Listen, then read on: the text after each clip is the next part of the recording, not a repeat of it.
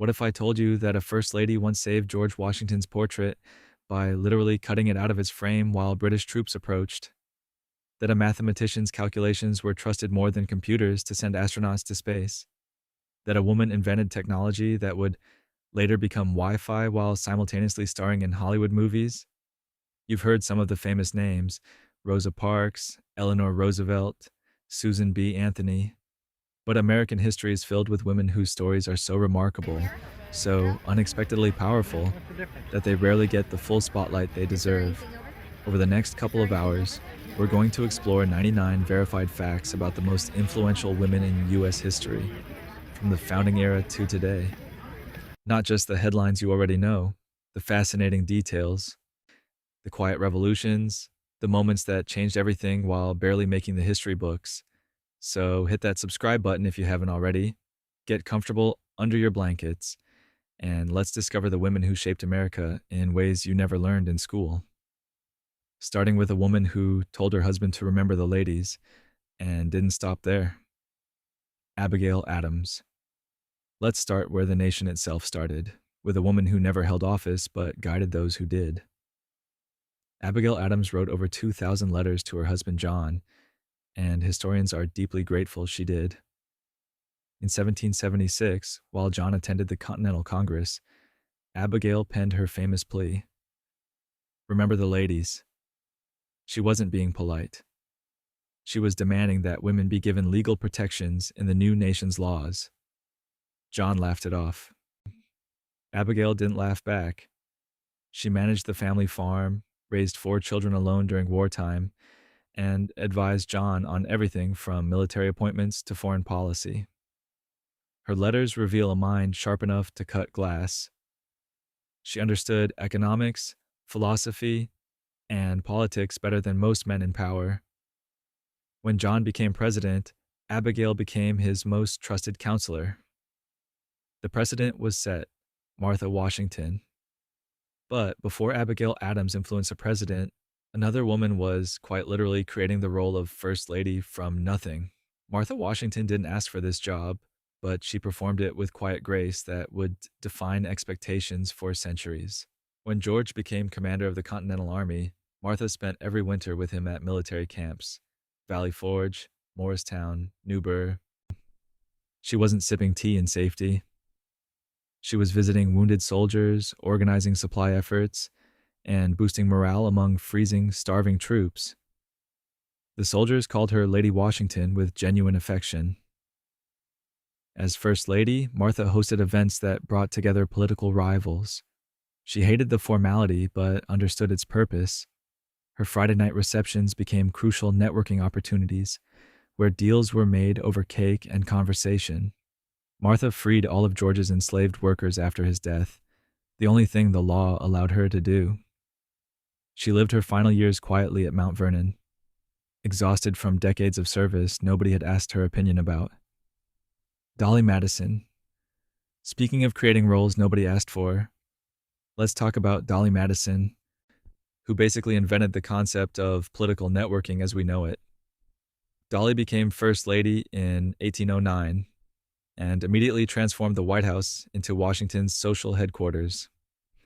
Her Wednesday night parties were legendary. Politicians from opposing parties actually spoke to each other. Revolutionary War veterans mingled with young congressmen, and Dolly glided through it all remembering everyone's name. She had a photographic memory for faces and a genius for making people feel important. Foreign diplomats reported back that Dolly Madison might be the most effective politician in Washington, and she didn't even hold office. During the War of 1812, British troops marched toward the capital. Dolly refused to leave until she'd saved George Washington's portrait, state documents, tout, and the original draft of the Declaration of Independence. She personally supervised their removal while cannons fired in the distance. The White House burned. History survived. Mercy Otis Warren. But while Dolly was saving documents decades earlier, Mercy Otis Warren was creating them. She was one of America's first political writers and the Revolution's most cutting satirist. Warren wrote plays mocking British officials so viciously that they were banned in Boston. She published them anonymously, naturally, because women weren't supposed to engage in political theater. Her 1772 play, The Adulateur, portrayed Massachusetts Governor Thomas Hutchinson as a tyrant. It was performed in private homes like samizdat literature. She corresponded with John Adams, Thomas Jefferson, and George Washington, advising them on philosophy and governance. In 1805, she published a 3-volume history of the American Revolution. She was 67 years old. Male historians dismissed her work because she had opinions about things like federalism and states' rights. How dare she? Her history is now recognized as a crucial primary source, offering perspectives that male historians completely missed. Mercy wrote women into the revolution because she knew they'd been there all along. Phyllis Wheatley. Speaking of writing yourself into history, Phyllis Wheatley published poetry that shouldn't have been possible, according to every racist assumption of her time. Wheatley was kidnapped from West Africa around 1761, when she was about 7 or 8 years old. She was sold to the Wheatley family in Boston, who recognized her brilliance and taught her to read and write. By age 12, she was studying Latin and reading Greek mythology. In 1773, she published poems on various subjects, religious and moral, becoming the first African American and first enslaved person to publish a book of poetry. Publishers in America refused to believe she'd actually written it. She had to go to London to get published. Before publication, she was examined by 18 Boston intellectuals who interrogated her to verify she could actually write poetry. She passed their test. The book was published. Phyllis was freed shortly after. Her work proved, undeniably, that intelligence wasn't determined by race. In 1773, that was revolutionary. Sacagawea. Now let's head west. Because while Phyllis Wheatley was proving her humanity through poetry, a Shoshone woman was guiding explorers through an unmapped wilderness while carrying an infant on her back. Sacagawea joined the Lewis and Clark expedition in 1804 when she was approximately 16 years old. Her baby, Jean-Baptiste, was born in February 1805. By April, she was traveling through the frontier with a 2-month-old strapped to her back. She wasn't just a guide, she was a translator, diplomat, and the expedition's safety signal. When indigenous nations saw a woman and baby in the group, they knew this wasn't a war party. Her presence saved the expedition from potentially violent encounters multiple times. When a boat capsized, Sacagawea calmly rescued crucial documents and supplies while everyone else panicked. Lewis and Clark wrote in their journals that she showed more composure than any man present. The expedition succeeded largely because of her. She received nothing for her efforts. Not land, not payment, not even a formal thank you in the historical record. Betsy Ross. Speaking of women whose contributions got simplified into mythology, let's talk about Betsy Ross. You've heard she sewed the first American flag. Maybe she did. Maybe she didn't. The truth is more interesting than the legend. What we know for certain, Elizabeth Griscom Ross ran her own upholstery business in Philadelphia during the Revolution. She was widowed at 24 when her husband died in an explosion while guarding munitions. She kept the business running alone. Ross did sew flags for the Pennsylvania Navy in 1777. That's documented. So, whether she sewed the first flag with stars in a circle pattern is based solely on her grandson's testimony given in 1870, nearly a century later. But here's what matters. Ross was a successful businesswoman during a period when women couldn't own property in many states. She married twice more, both times to men who died in the war effort. She raised 7 children and ran her business for 50 years. Flag or no flag, Elizabeth Ross was remarkable. Eliza Hamilton. Speaking of remarkable women who outlived their husbands, Eliza Hamilton spent 50 years making sure everyone remembered Alexander's legacy. After he died in that famous duel in 1804, she lived until 1904. 50 years, half a century of dedicated preservation work. Eliza raised 7 children, including an orphaned granddaughter. She co-founded New York's first private orphanage in 1806 and served as its director for 27 years. She helped raise hundreds of children who had nowhere else to go. But she also organized Alexander's papers, correcting errors and filling gaps in the historical record. She interviewed soldiers who served with Washington, collecting stories that would have been lost. She fought with historians who misrepresented Alexander's contributions. She wasn't sentimental about it. She was methodical and relentless. When Eliza died at 97, she'd ensured that Alexander Hamilton's financial system, his writing, and his vision for America would endure. She shaped how we remember the founding era, one preserved letter at a time. Sarah Franklin Bach. But while Eliza Hamilton was organizing her husband's legacy, decades earlier, Sarah Franklin Bach was managing her father's reputation while running a Revolutionary War effort from her dining room. Sarah was Benjamin Franklin's daughter. During the Revolution, while Ben was in France securing French support, Sarah organized women in Philadelphia to sew shirts for Continental Army soldiers. Not a casual sewing circle, an industrial operation. They produced thousands of shirts. She raised money for the war effort, coordinating with Martha Washington on supply needs. She managed her father's complex estate while he was abroad for years. She hosted political gatherings that rivaled Dolly Madison's future salons. When Ben died in 1790, Sarah became executor of his estate and guardian of his legacy. She dealt with his creditors, his papers, and his complicated will with efficiency that impressed lawyers accustomed to male executors. Sarah Franklin Bach ran revolutionary operations and managed founding father paperwork while raising 8 children. Multitasking wasn't invented in modern times. Anne Hutchinson. Speaking of women who managed multiple roles simultaneously, Anne Hutchinson held religious meetings in her Boston home that attracted more attendees than official church services. This did not make the colonial authorities happy. In 1634, Hutchinson arrived in Massachusetts Bay Colony and immediately started hosting discussions about sermons in her home. 60 to 80 people attended weekly. She taught that grace came through personal faith, not through church hierarchy. She believed women could interpret scripture themselves. The Puritan leaders charged her with heresy in 1637. Her trial transcript reveals a woman who debated theology with her accusers so effectively that they convicted her primarily because she claimed direct revelation from God. She was banished from Massachusetts. Hutchinson moved to Rhode Island, then to New York, where she and most of her family were killed in an attack in 1643. She was 52. Anne Hutchinson challenged religious authority at a time when doing so could cost you everything.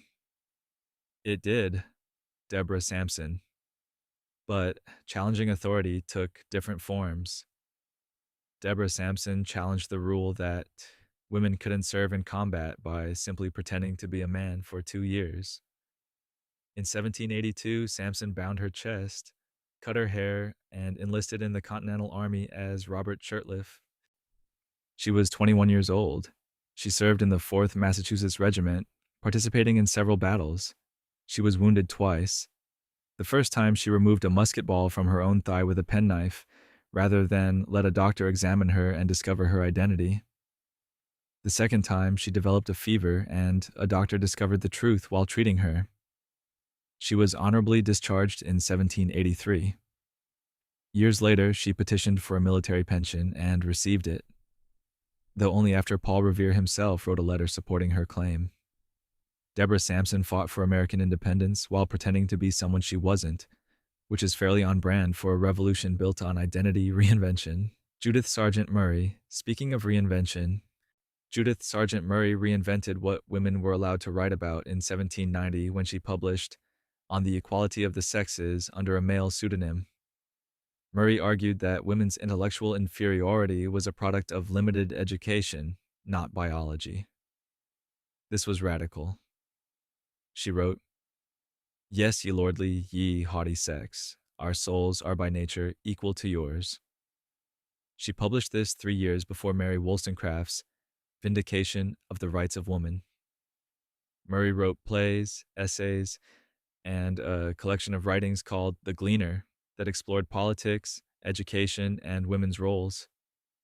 She supported her family through her writing after her first husband's business failed. She advocated for women's education not just as moral improvement, but as practical necessity. Women needed to support themselves. Women needed intellectual stimulation. Women needed opportunities beyond marriage. Murray died in 1820, having spent decades arguing in print that women were people. The fact that this was controversial tells you everything about her world. Eleanor Roosevelt.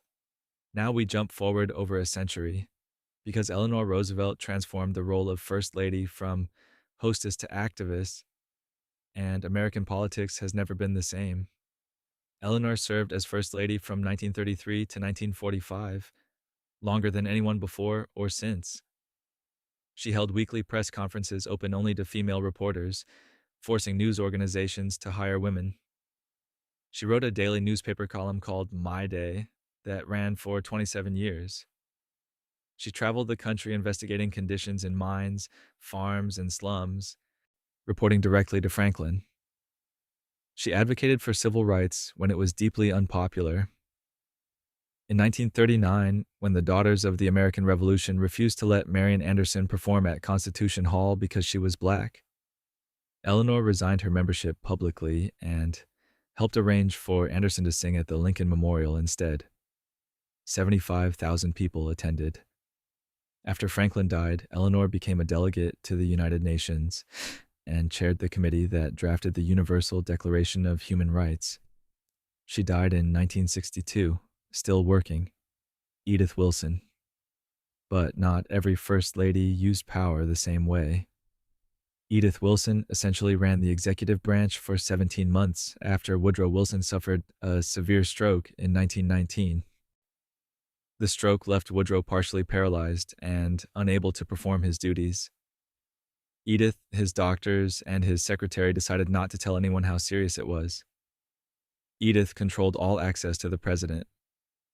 She reviewed every document, decided what required his attention, and communicated his decisions to the cabinet and Congress. Was she actually making decisions herself? That's the question historians still debate. Edith claimed she only served as a steward, but she was clearly doing more than just showing him papers.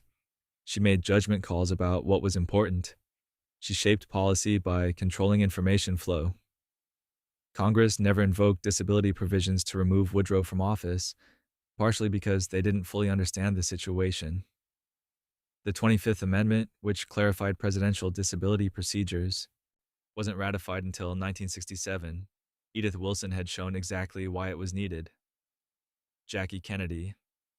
Speaking of shaping policy through influence, Jackie Kennedy transformed how Americans thought about art, culture, and historical preservation, while never claiming political power directly. Jackie became First Lady in 1961 at age 31. She immediately began restoring the White House, treating it as a museum of American history rather than just a residence. She raised private funds, convinced museums to loan artwork, and oversaw every detail personally. Her televised White House tour in 1962 drew 56 million viewers. People watched her explain furniture and paintings like it was breaking news because, in a way, it was. She made history accessible and exciting. After John Kennedy's death, Jackie orchestrated his funeral with deliberate symbolic power, modeling it after Abraham Lincoln's funeral. She insisted on walking behind the caisson, showing strength and grief that united a traumatized nation. Jackie later worked as a book editor, advocating for historic preservation in New York City. She saved Grand Central Terminal from demolition.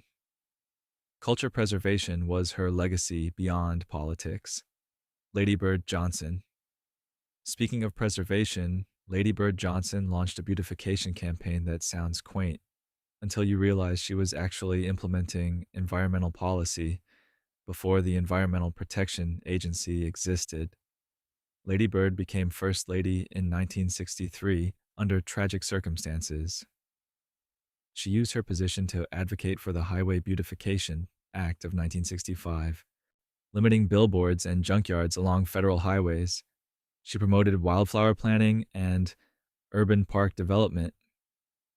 Beautification was her diplomatic word for environmentalism at a time when calling it environmentalism wouldn't have passed Congress. She also secretly recorded over 100 hours of audio diaries during her White House years, creating an invaluable historical record of the Johnson administration. Historians rely on her observations about Vietnam War decisions, civil rights legislation, and Lyndon's political calculations. After Lyndon died in 1973, Lady Bird spent decades promoting wildflower conservation. The Lady Bird Johnson Wildflower Center in Austin continues her work. She turned beautification into a movement that actually changed American landscapes, one highway median at a time. Nancy Reagan.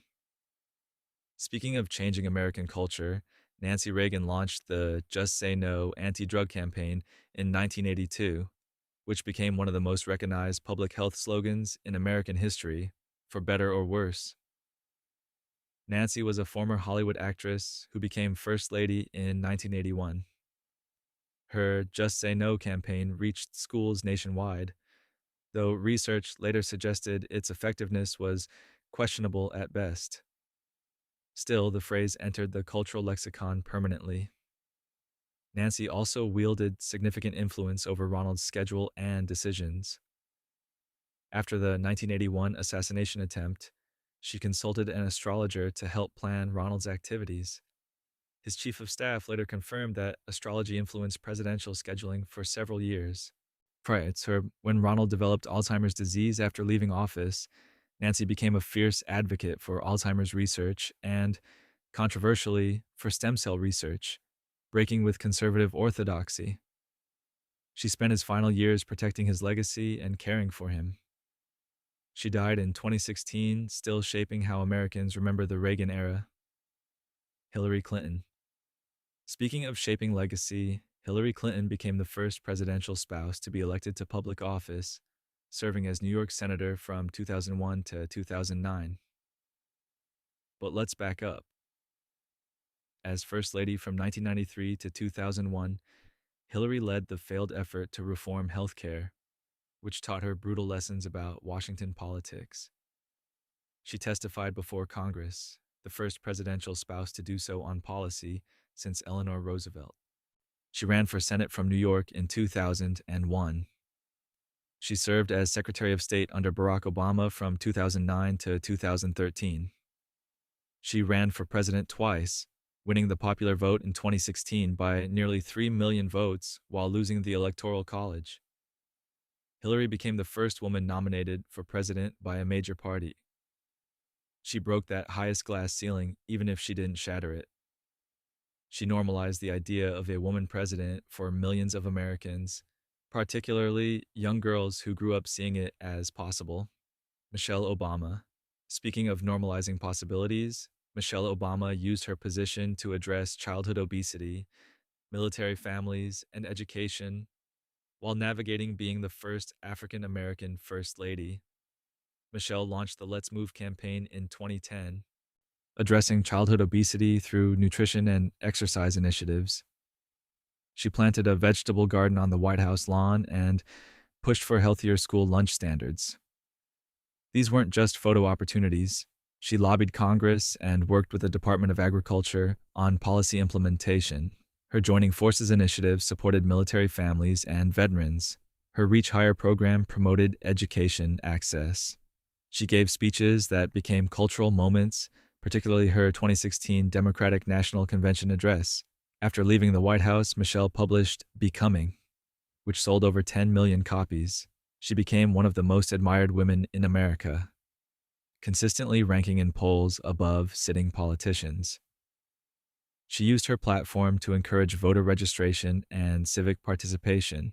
So, Michelle Obama showed that first ladies could drive policy while remaining more popular than their husbands. Rosalind Carter. But decades before Michelle Obama advocated for specific causes, Rosalind Carter was attending cabinet meetings and testifying before Congress about mental health policy. Rosalind became First Lady in 1977 and immediately made mental health her priority. She chaired the President's Commission on Mental Health, holding hearings nationwide and producing recommendations that led to the Mental Health Systems Act of 1980. She attended cabinet meetings as Jimmy's representative, taking notes and reporting back to him. She testified before a Senate subcommittee in 1979, only the second First Lady to testify before Congress after Hillary Clinton. After leaving the White House, Rosalind continued mental health advocacy through the Carter Center. She and Jimmy built houses with Habitat for Humanity well into their 90s. They celebrated 77 years of marriage before Rosalind died in 2023 at age 96. Rosalind Carter normalized policy involvement for First Ladies in ways that paved roads for those who followed. Bess Truman. Speaking of privacy and influence, Bess Truman was perhaps the most private First Lady of the 20th century, yet she wielded quiet power over Harry's decisions for decades. Bess and Harry were childhood sweethearts who married in 1919. When Harry became president in 1945 after Franklin Roosevelt's death, Bess wanted nothing to do with public life. She gave exactly one press conference, refused most interviews, and destroyed many of her letters to Harry to keep their relationship private. But privately, she was Harry's most trusted advisor. He consulted her on every major decision. She read his speeches, edited his correspondence, and gave him honest feedback that nobody else dared provide. Harry once said that Bess was his chief advisor, and he never made any decision without considering her opinion first. She influenced policy through private conversations, leaving almost no public record. Historians have struggled to document her impact because she deliberately erased her paper trail. Bess Truman shaped mid-century American politics while remaining largely invisible to history. Frances Cleveland. But not every First Lady avoided the spotlight. Frances Cleveland became the youngest First Lady in history at age 21 when she married President Grover Cleveland in 1886.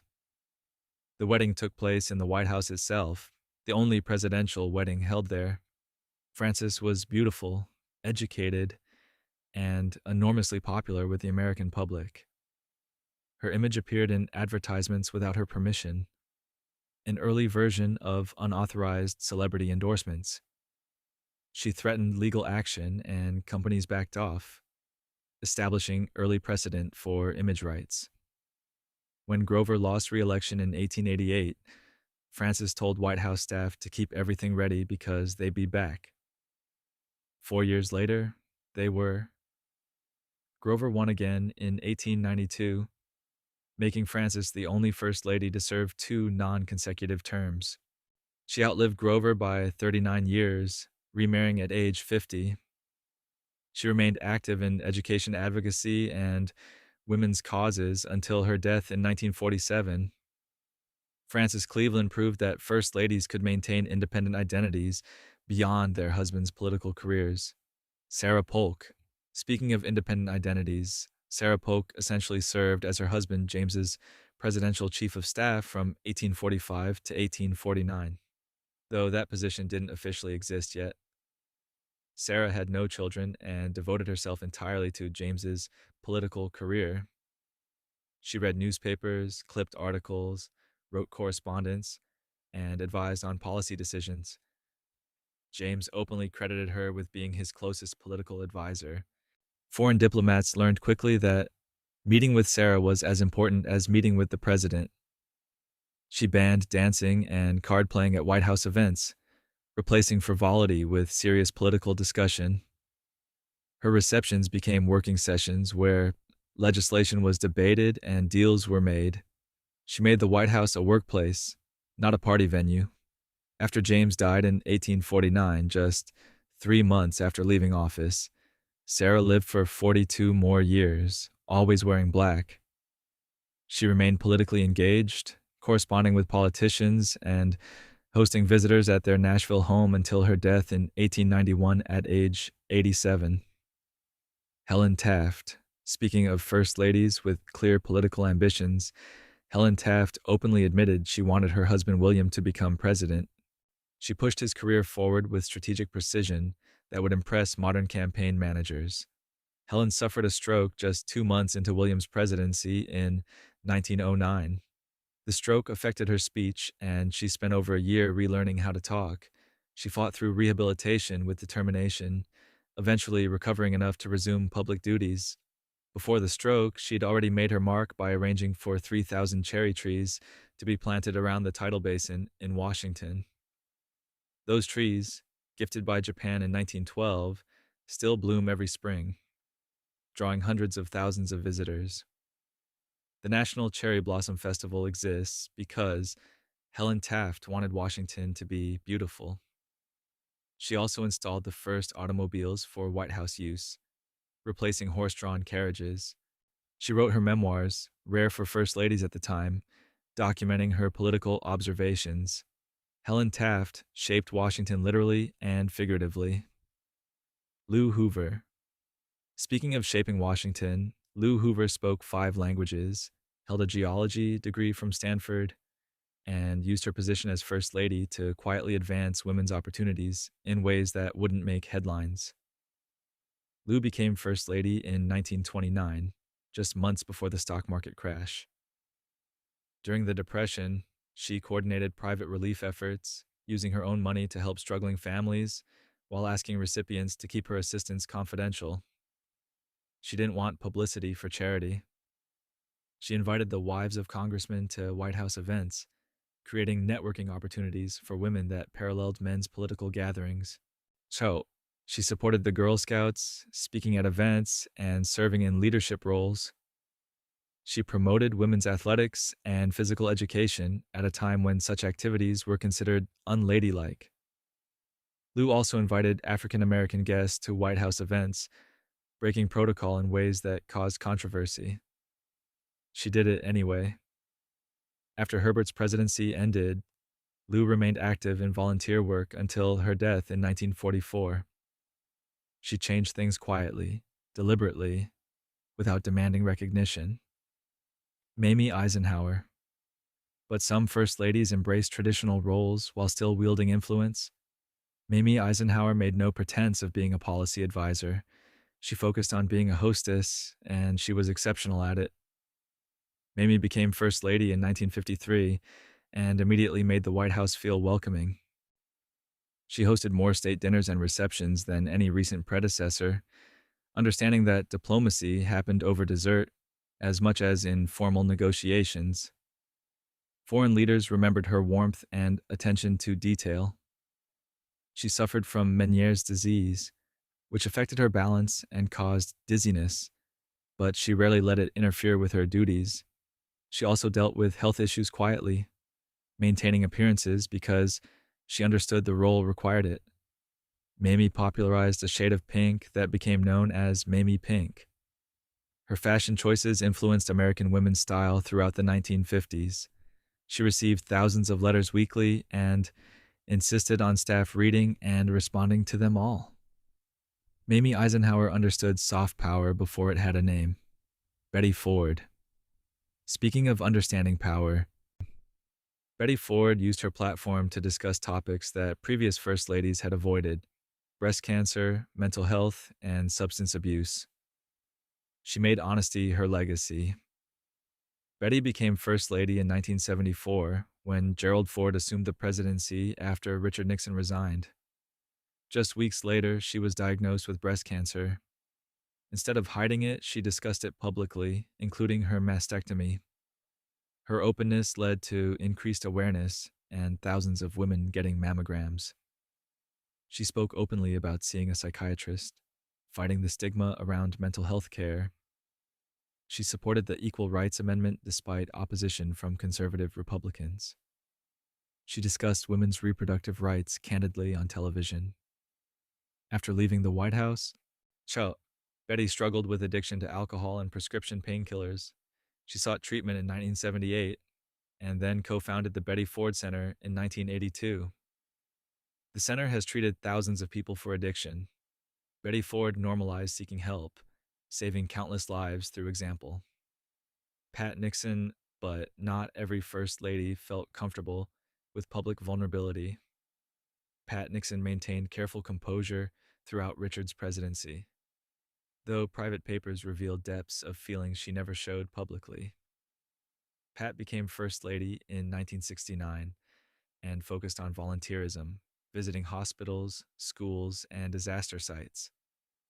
She logged more miles than any previous First Lady, traveling to Africa, South America, and across the U.S. She promoted volunteer service as essential citizenship. She also oversaw acquisition of over 600 art pieces and antiques for the White House collection, continuing restoration work started by Jackie Kennedy. She made the White House accessible, instituting evening and candlelight tours so working people could visit. During Watergate, Pat maintained public dignity while reportedly advising Richard to destroy the tapes. He didn't listen. After his resignation in 1974, she retreated from public life entirely. She suffered a stroke in 1976 and died in 1993. Pat Nixon served with grace under impossible circumstances. Julia Grant. Speaking of impossible circumstances, Julia Grant served as First Lady during Reconstruction, hosting events that attempted to heal a nation still bleeding from Civil War wounds. So, Julia became First Lady in 1869 when Ulysses took office. She'd followed him through military campaigns during the war, camping near battlefields, and managing household logistics. She understood war's reality in ways most Washington society couldn't imagine. As First Lady, Julia hosted elaborate state dinners, deliberately inviting both Northern and Southern guests. She made the White House a place where former enemies might find common ground over shared meals. The success was mixed, but the effort was genuine. Julia had a medical condition called strabismus that caused her eyes to cross. Doctors suggested surgery, but Ulysses loved her exactly as she was, and she declined. She refused to hide her appearance, appearing confidently in photographs despite societal pressure. After leaving the White House, Julia encouraged Ulysses to write his memoirs, which were completed just days before he died in 1885. Caroline Harrison. Speaking of encouraging husbands, Caroline Harrison was an artist, musician, and the first President General of the Daughters of the American Revolution, which she helped found in 1890. Caroline became First Lady in 1889 and immediately began White House renovations. She designed china patterns herself, painted watercolors, and promoted American-made goods at White House events. She supported the Johns Hopkins University Medical School on condition they admit women students, helping open medical education to women. She established the White House China Collection, gathering historic pieces from previous administrations and creating a permanent display. She advocated for electricity installation in the White House, though she and Benjamin were reportedly afraid of the switches and often had staff turn lights on and off. Caroline contracted tuberculosis and died in October 1892, just 2 weeks before the presidential election. She was 60 years old. Benjamin lost the election. Caroline Harrison left behind a legacy of supporting women's education and historic preservation that outlasted her brief time in the White House. Harriet Tubman. Now let's shift from White House ballrooms to Maryland swamps, because Harriet Tubman's story is about courage that makes diplomatic dinners look comfortable by comparison. Harriet escaped slavery in 1849, then returned to Maryland 19 times to lead approximately 70 enslaved people to freedom via the Underground Railroad. She carried a pistol and made clear to those she guided, there was no turning back. Forward meant freedom. Backward meant capture for everyone. During the Civil War, Harriet served as a Union Army scout, spy, and nurse.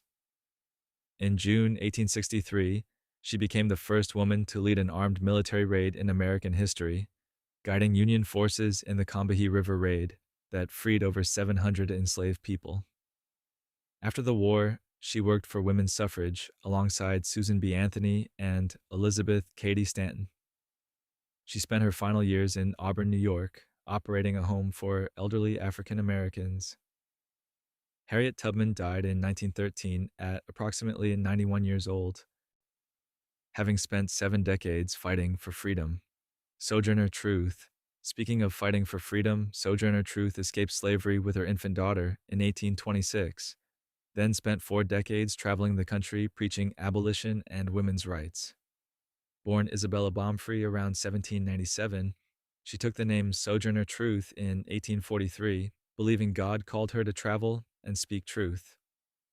She stood 6 feet tall and had a powerful voice that commanded attention in an era when women weren't supposed to speak publicly. Her most famous speech, Ain't I a Woman, delivered at the 1851 Women's Rights Convention in Ohio, challenged both racial and gender discrimination. She worked as a nurse during the Civil War and met with President Abraham Lincoln in 1864. After the war, she advocated for land grants for formerly enslaved people, collecting petition signatures and lobbying Congress. She argued that freedom meant nothing without economic opportunity. Congress never passed her proposal, but she kept fighting until her death in 1883 at age 86. Sojourner Truth proved that one voice could challenge an entire nation's conscience. Susan B. Anthony. Speaking of challenging the nation, Susan B. Anthony illegally voted in the 1872 presidential election and was arrested, tried, and convicted. She refused to pay the $100 fine. Nobody ever made her pay it. Anthony dedicated over 50 years to women's suffrage, traveling constantly, giving speeches, organizing campaigns, and lobbying legislators.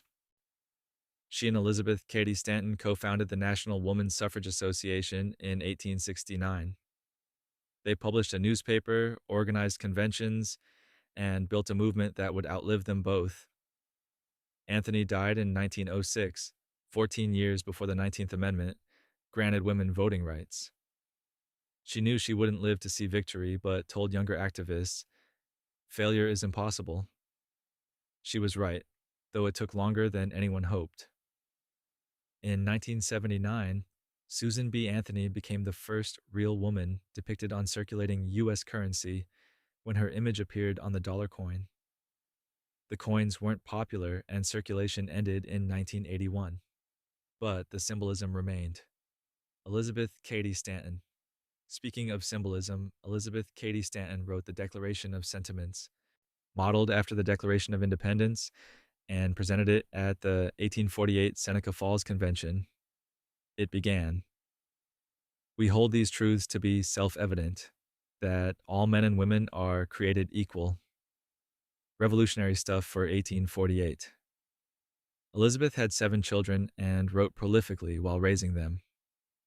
She collaborated with Susan B. Anthony for over 50 years, writing speeches that Susan delivered since Elizabeth had family obligations that kept her home. They were an effective team. Elizabeth provided intellectual firepower. Susan provided organizational genius. Elizabeth advocated for women's property rights, divorce reform, and economic equality, not just suffrage. She understood that legal voting rights meant little without economic independence and educational access. She pushed further than many suffragists were comfortable with, questioning religious institutions and traditional marriage. Elizabeth died in 1902, also before seeing women's suffrage achieved. But her writings shaped the movement's intellectual foundation.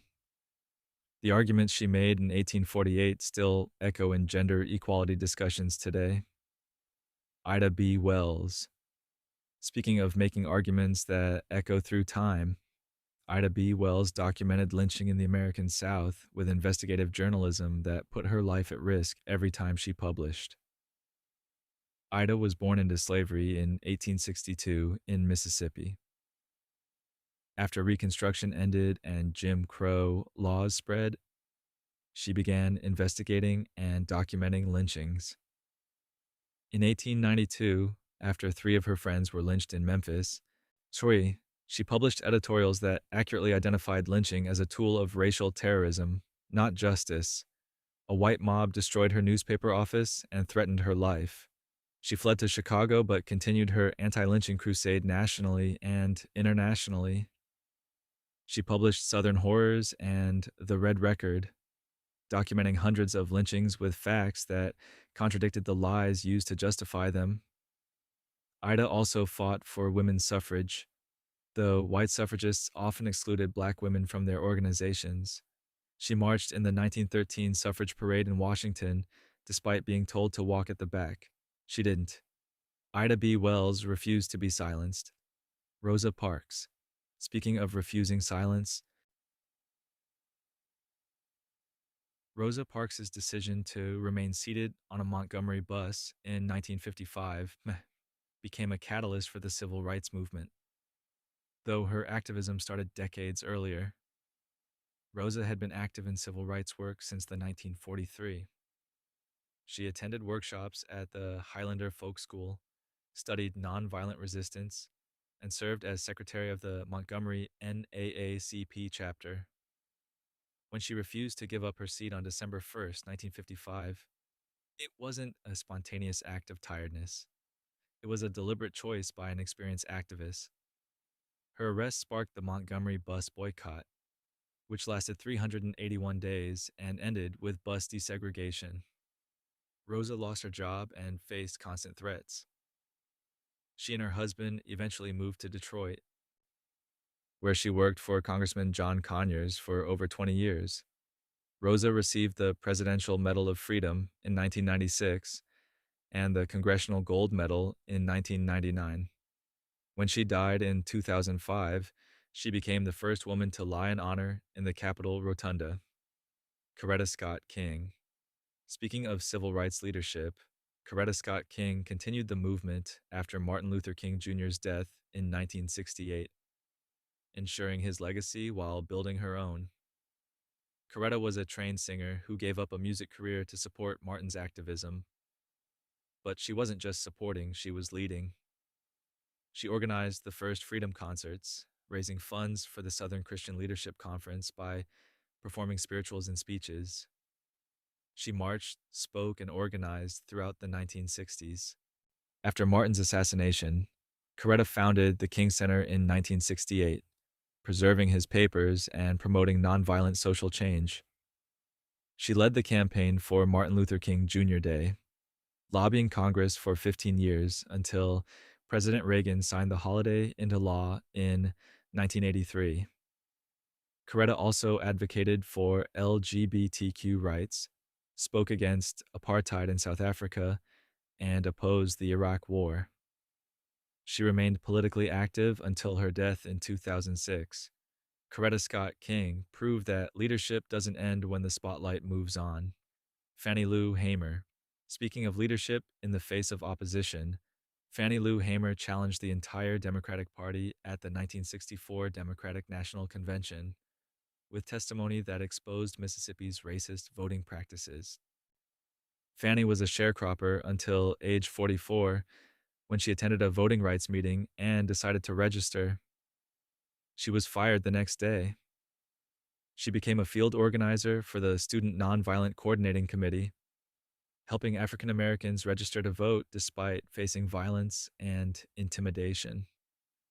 In 1964, she co-founded the Mississippi Freedom Democratic Party, challenging the all-white Mississippi delegation to the Democratic National Convention. Her televised testimony describing beatings she endured was so powerful that President Lyndon Johnson held an impromptu press conference to get her off the air. It didn't work. Her testimony was broadcast later. Fannie continued organizing, fighting poverty, and advocating for civil rights until her death in 1977 at age 59. Her courage forced America to confront voting rights violations it preferred to ignore. Jane Addams. Now let's shift to Chicago, where Jane Addams co-founded Hull House in 1889, creating one of America's first settlement houses and pioneering social work as a profession. Hull House provided educational programs, childcare, healthcare, and cultural activities for immigrant families in Chicago. At its peak, it served 2,000 people weekly. Jane lived there herself, practicing the belief that privilege came with responsibility to serve. She advocated for labor rights, women's suffrage, and child welfare laws. She opposed American entry into World War I, which made her extremely unpopular but didn't change her pacifist convictions. In 1931, she became the first American woman to win the Nobel Peace Prize. Jane wrote 11 books and hundreds of articles, shaping progressive thought on poverty, immigration, and peace. She died in 1935 at age 74.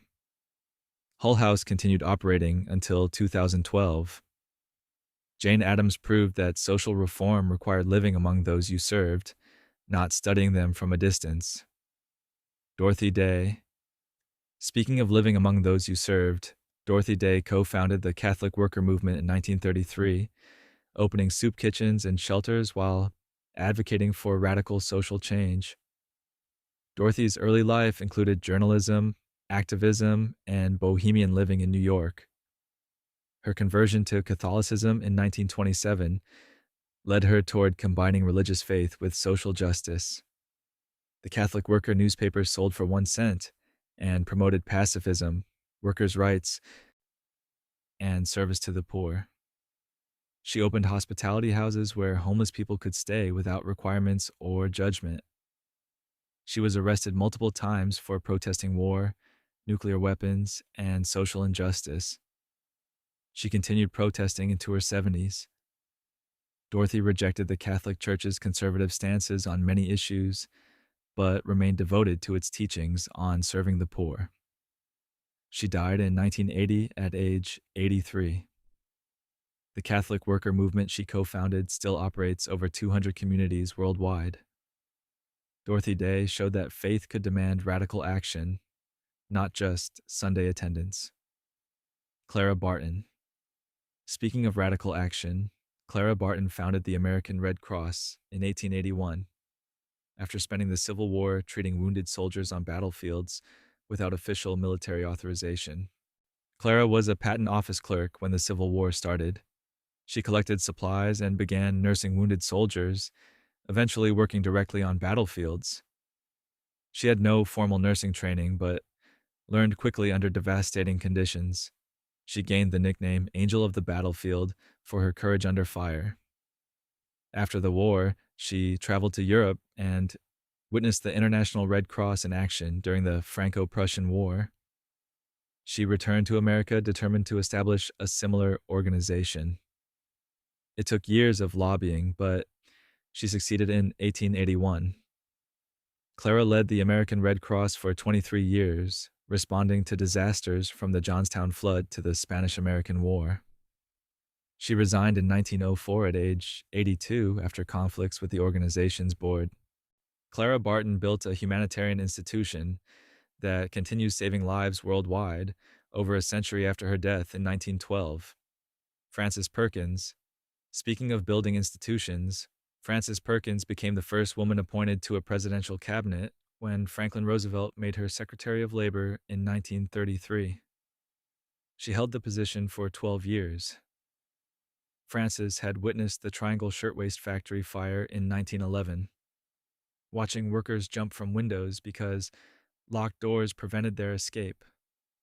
That horror shaped her commitment to labor reform. She helped draft New York's workplace safety laws as industrial commissioner before joining Roosevelt's cabinet. As labor secretary, Frances was the driving force behind the Social Security Act of 1935, establishing retirement benefits and unemployment insurance.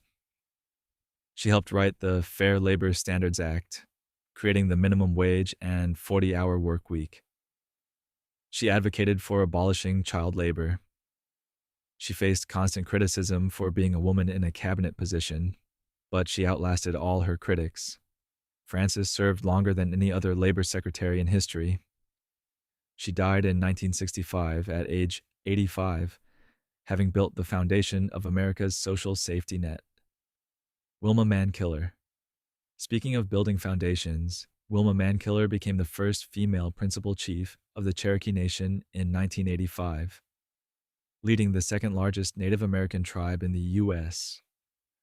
Wilma grew up in Oklahoma, then moved to San Francisco as part of the Indian Relocation Act of 1956. She became involved in Native American activism after witnessing the occupation of Alcatraz in 1969. She returned to Oklahoma in 1977 and began working for the Cherokee Nation.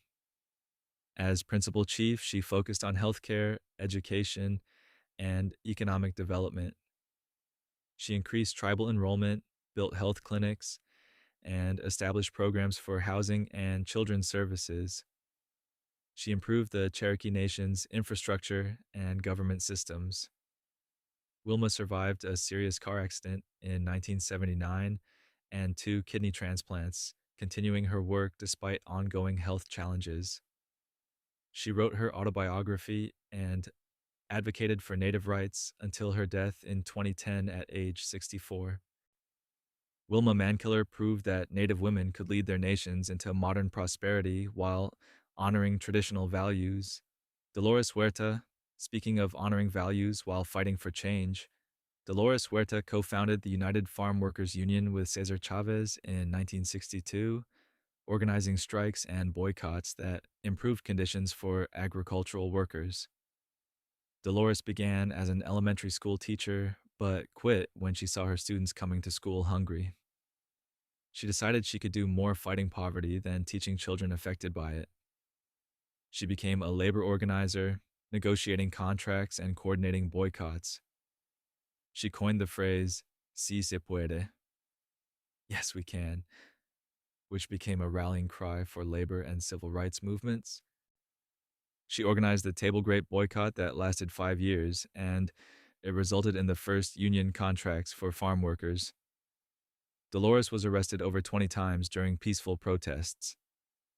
In 1988, she was seriously injured by police during a peaceful demonstration in San Francisco.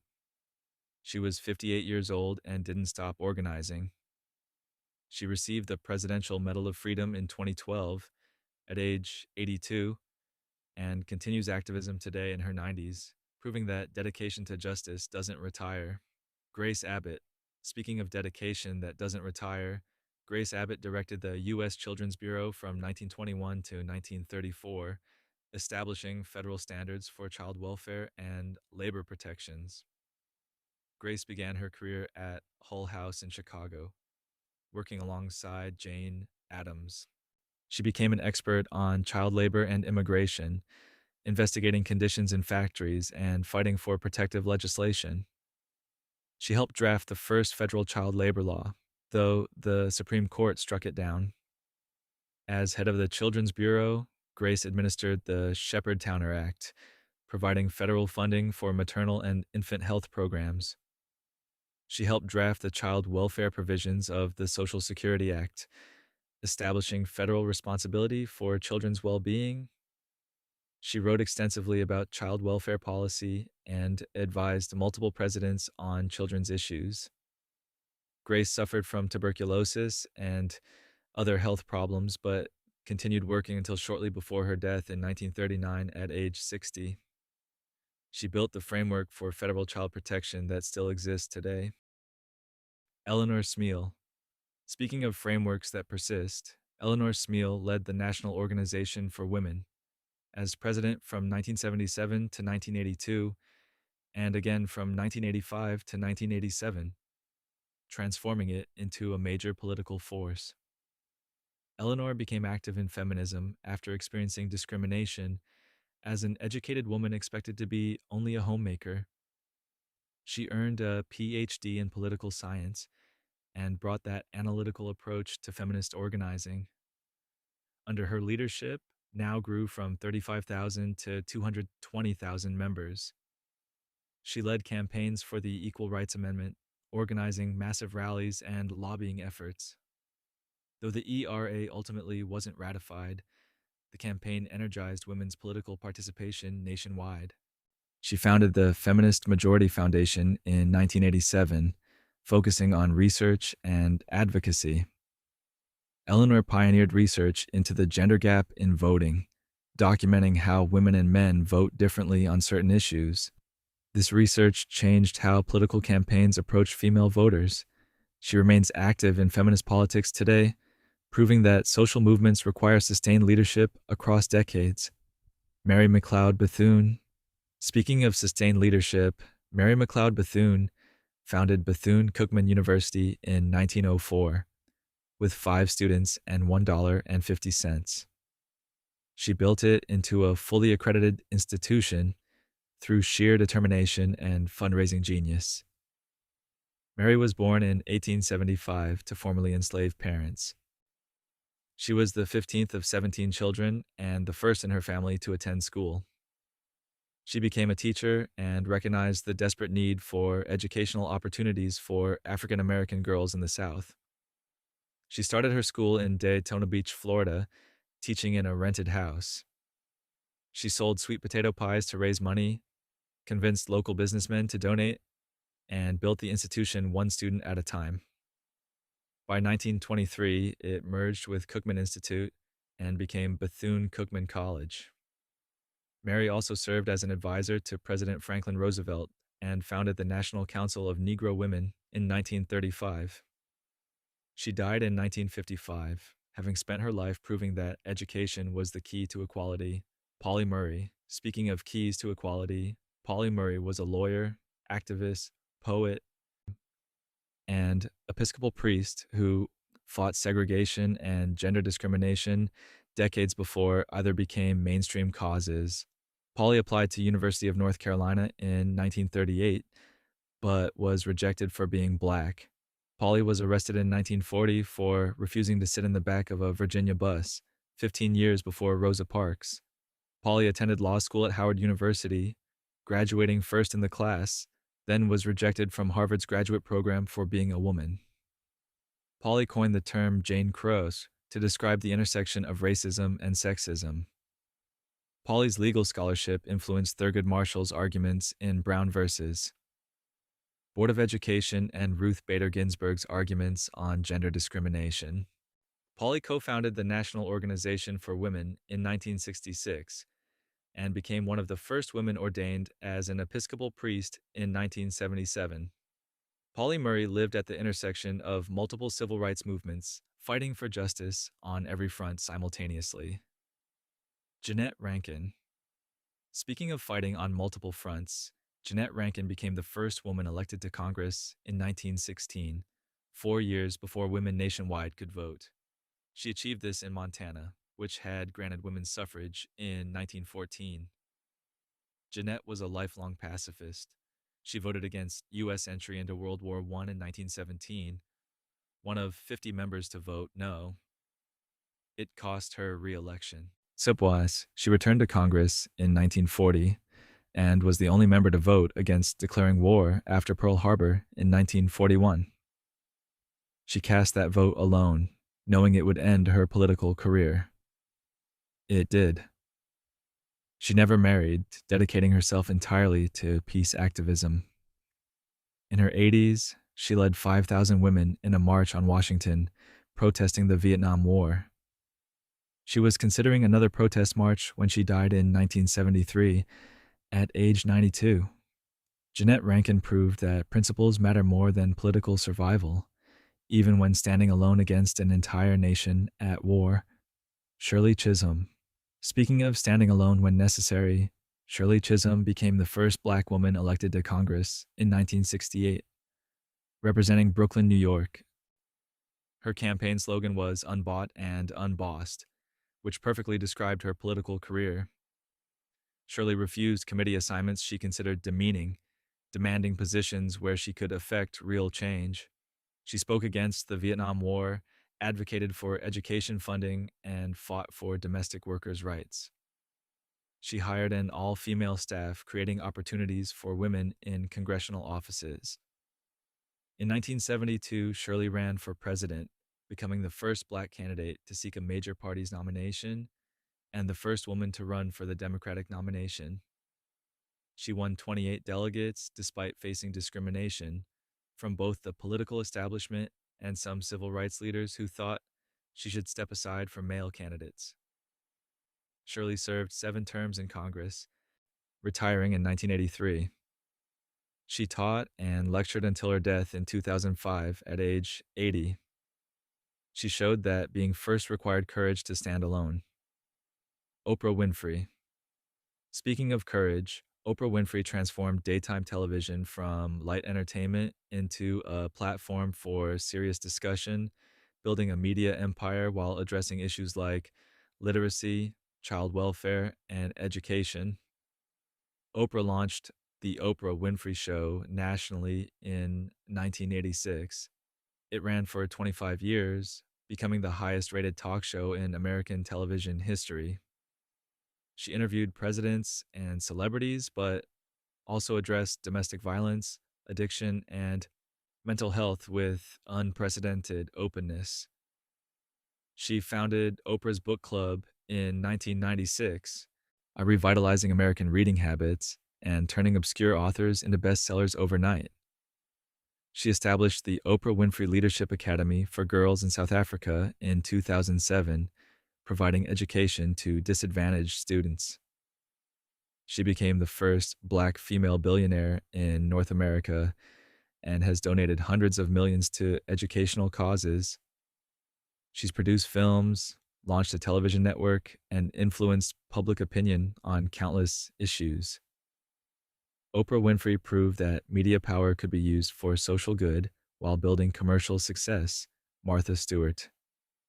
Speaking of building commercial success, Martha Stewart created a lifestyle media empire from a catering business, becoming America's first self-made female billionaire in 1999.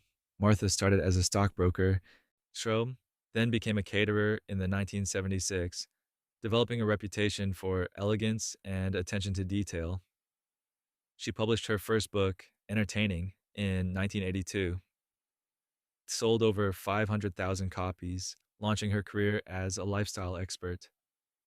She founded Martha Stewart Living Omni Media, expanding into magazines, television, retail products, and online content. At its peak, her company reached millions of Americans daily with cooking, decorating, and crafting content. She served 5 months in prison in 2004-5 for obstruction of justice related to a stock trade. She rebuilt her brand afterward, returning to television and continuing her business ventures. Martha demonstrated that entrepreneurship combined with practical skills could build billion-dollar businesses.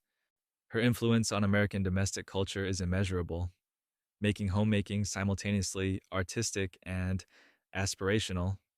Madam C.J. Walker, but decades before Martha Stewart made homemaking aspirational, Madam C.J. Walker built a beauty empire that made her America's first female self-made millionaire. Black or white. Born Sarah Breedlove in 1867 to formerly enslaved parents, she was orphaned by 7 and married by 14. She worked as a washerwoman, earning barely enough to survive. She developed a scalp disease that caused hair loss and created her own hair care solution.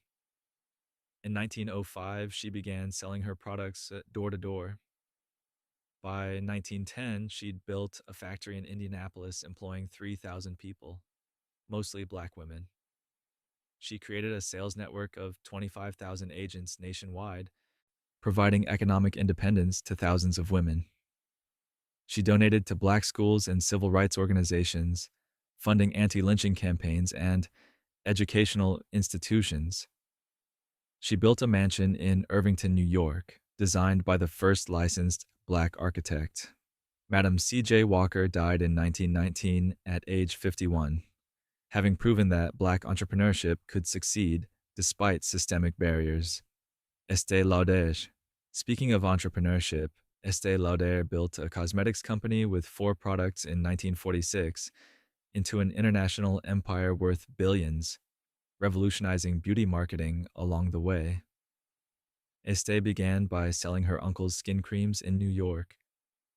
She understood that women wanted to feel special, so she pioneered the gift with purchase concept and offered free samples. She personally demonstrated products in department stores, training staff on her techniques. She launched the Youth Dew in 1953, marketing it as a bath oil that could be used as perfume. It sold millions. She expanded internationally, making Estee Lauder a global brand. She introduced multiple product lines, each targeting different demographics. Estee never retired, working into her 90s, personally approving products and marketing campaigns. She wrote her autobiography at 84. She died in 2004 at 97, having built one of the world's largest cosmetics companies. Estee Lauder proved that understanding customer psychology was as important as product quality in building business success. Lucille Ball. Speaking of understanding psychology, Lucille Ball pioneered physical comedy on television while simultaneously becoming one of the first women to run a major production studio. Lucy starred in I Love Lucy from 1951 to 1957, performing slapstick comedy that showed women could be funny without being dainty. She negotiated ownership rights to the show, an unusual demand that proved financially brilliant. Reruns generated millions. She and husband Desi Arnaz founded Desilu Productions, which produced I Love Lucy and eventually Star Trek, Mission Impossible, and dozens of other shows. When they divorced in 1960, Lucy bought out Desi's share, becoming the first woman to run a major Hollywood studio. She continued acting, producing, and running Desilu until selling it in 1967 for $17 million. She received 4 Emmy Awards and countless other honors. Lucy died in 1989 at age 77, having proven that women could be funny, powerful business leaders, and entertainment innovators simultaneously. Katharine Graham. Speaking of powerful business leaders, Katharine Graham took control of the Washington Post after her husband's death in 1963, leading the paper through the Pentagon Papers and Watergate while navigating a male-dominated industry. Katharine had worked at the Post but stepped back when she married, focusing on raising children. When her husband died suddenly, she assumed leadership reluctantly, doubting her abilities. She learned quickly, making decisive choices that defined American journalism. She approved publishing the Pentagon Papers in 1971 despite legal threats. She supported Bob Woodward and Carl Bernstein's Watergate investigation despite enormous pressure to stop. Her courage during Watergate helped expose government corruption. She led the company public in 1971 and expanded it into television and magazine publishing.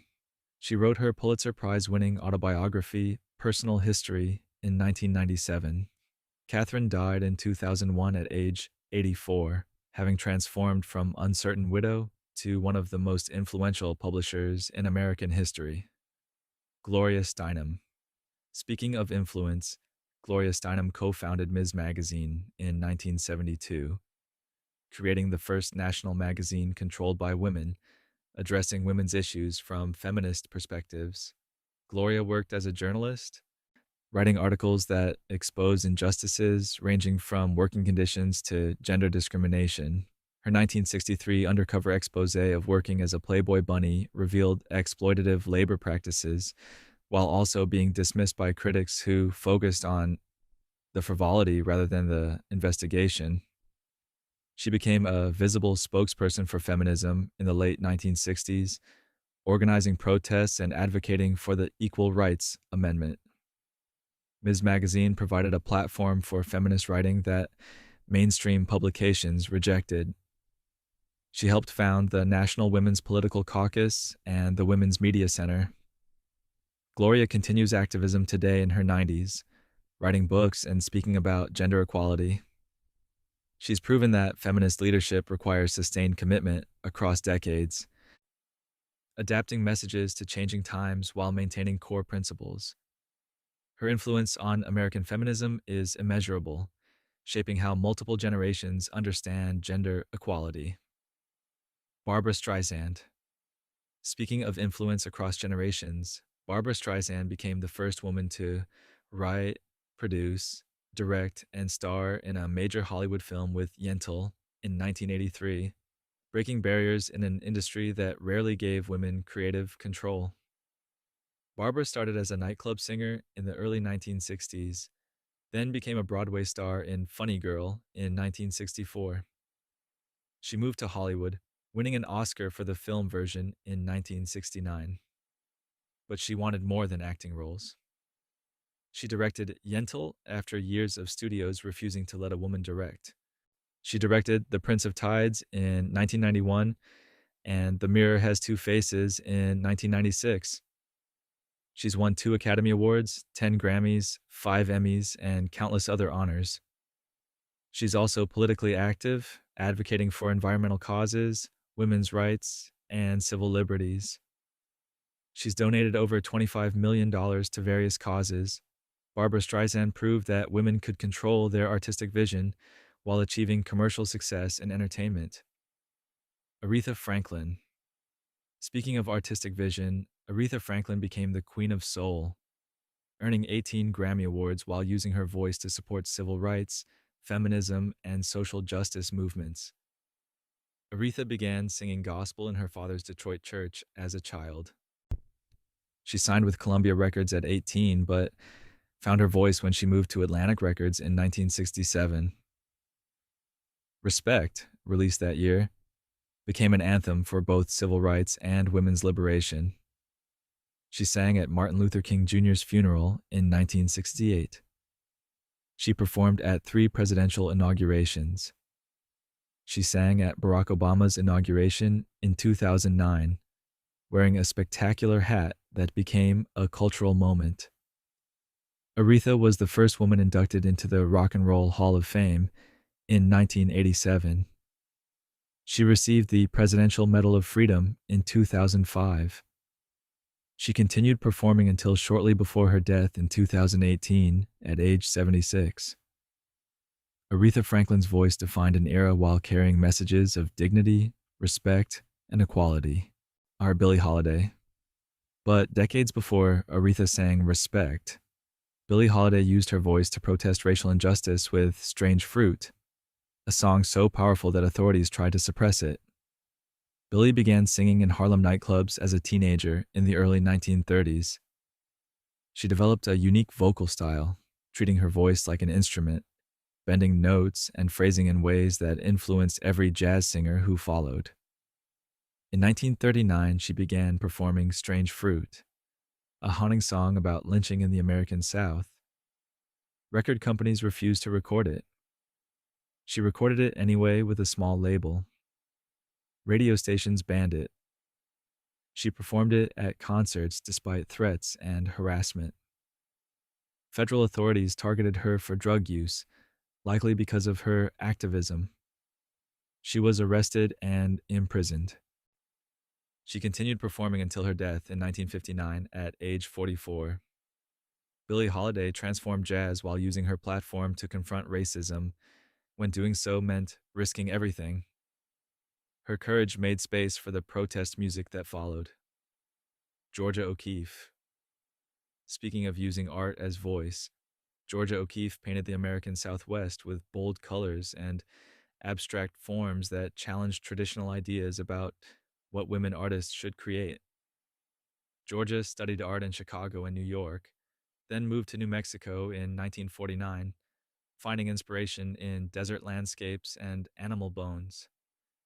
She painted flowers so large they filled entire canvases, forcing viewers to see familiar objects in radically new ways. She refused to let critics define her work.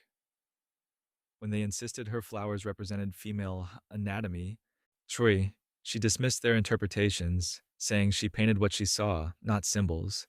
She controlled her artistic vision completely. Georgia painted well into her 90s despite failing eyesight. She died in 1986 at age 98, having created over 2,000 paintings. The Georgia O'Keeffe Museum in Santa Fe preserves her legacy. She proved that women artists could work on their own terms, creating art that didn't conform to anyone's expectations but their own.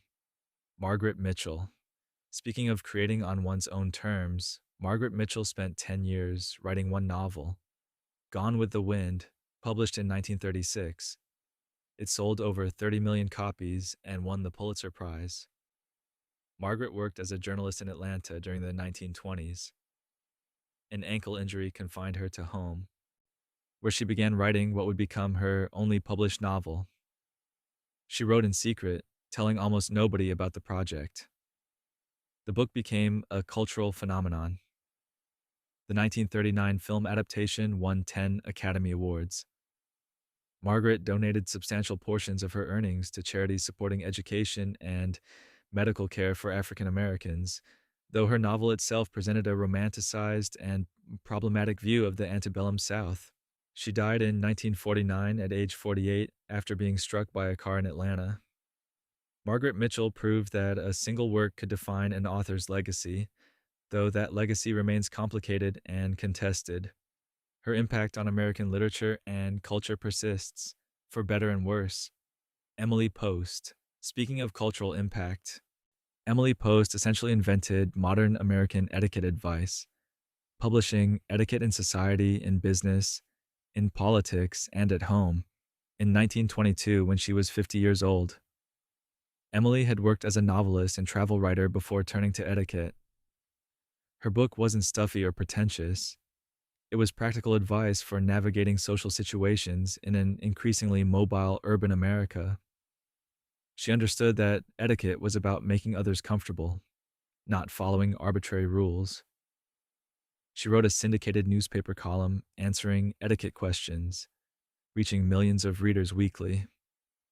She appeared on radio shows, giving advice on everything from table settings to business correspondence. She updated her etiquette book throughout her life, adapting to changing social norms. Emily died in 1960 at age 86. The Emily Post Institute continues her work today. She democratized etiquette, making it accessible rather than exclusive, helping Americans navigate social complexity with confidence and grace. Manners became tools for inclusion, not markers of class. Anna Wintour. Speaking of tools for inclusion, Anna Wintour became editor-in-chief of Vogue magazine in 1988, transforming fashion journalism while making the magazine more accessible and culturally relevant. Anna started in fashion journalism in London before moving to New York. When she took over Vogue, she immediately changed its approach, putting celebrities on covers instead of models, making fashion feel connected to broader culture rather than isolated from it.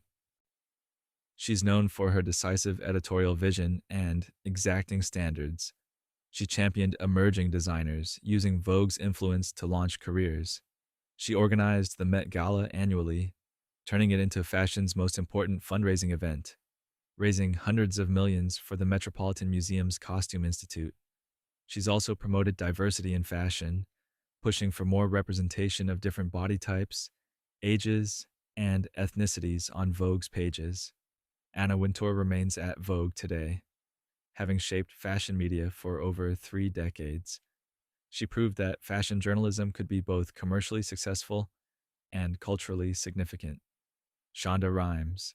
Speaking of cultural significance, Shonda Rhimes created Grey's Anatomy, Scandal, and How to Get Away with Murder, fundamentally changing television representation while dominating Thursday night ratings for over a decade. Shonda started as a screenwriter, then created Grey's Anatomy in 2005. The medical drama featured diverse casting that reflected actual hospital demographics rather than television conventions. It became ABC's longest-running primetime medical drama. Scandal, which premiered in 2012, starred Kerry Washington as the first Black female lead in a network drama in nearly 40 years. How to Get Away with Murder featured Viola Davis, who became the first Black woman to win the Emmy for Outstanding Lead Actress in a drama series. Shonda moved to Netflix in 2017 in a deal worth over $100 million, continuing to create shows that center diverse perspectives. She's proven that diverse storytelling isn't just morally right, it's commercially successful. Her production company, Shondaland, has changed what stories get told on television. Dolly Parton. Speaking of storytelling, Dolly Parton has written over 3,000 songs, starred in films, built a theme park, and created a literacy foundation that has given away over 200 million free books to children worldwide. Dolly grew up in poverty in rural Tennessee, one of 12 children. She moved to Nashville the day after graduating high school in 1964. She wrote Jolene and I Will Always Love You, two of the most covered songs in music history. Sorry, she starred in 9 to 5 in 1980, which became a cultural touchstone about workplace equality. She opened Dollywood Theme Park in 1986 in Tennessee, creating thousands of jobs in an economically struggling region. Her Imagination Library, founded in 1995, mails free books monthly to children from birth to age 5. She donated $1 million to help develop the Moderna COVID vaccine. Dolly Parton combines entertainment success with genuine philanthropy, proving that fame can be a tool for improving communities. Betty White. Speaking of entertainment success, Betty White worked in television for over 80 years, longer than anyone in the industry, winning 8 Emmy Awards while becoming America's favorite comedian. Betty started in radio in the 1939, such then moved to television in its earliest days. She co-produced and starred in Life with Elizabeth in the 1950s, one of the first women to produce a sitcom. She appeared on game shows throughout the 1960s and 70s. She joined The Mary Tyler Moore Show in 1973 as Sue Ann Nivens, winning 2 Emmys. She starred in The Golden Girls from 1985 to 1992, winning another Emmy. At 88, she starred in Hot in Cleveland, proving age was irrelevant to comedy.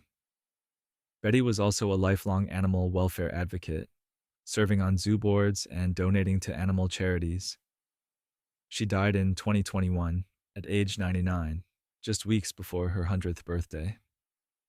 Betty White showed that talent and likability could sustain careers across entire lifetimes. Ruth Handler. Speaking of sustaining success, Ruth Handler co-founded Mattel in 1945 and created the Barbie doll in 1959, revolutionizing the toy industry and creating cultural debates that continue today. Ruth noticed her daughter, Barbara, preferred playing with paper dolls of adult women rather than baby dolls. She realized girls wanted to imagine future possibilities, not just practice motherhood.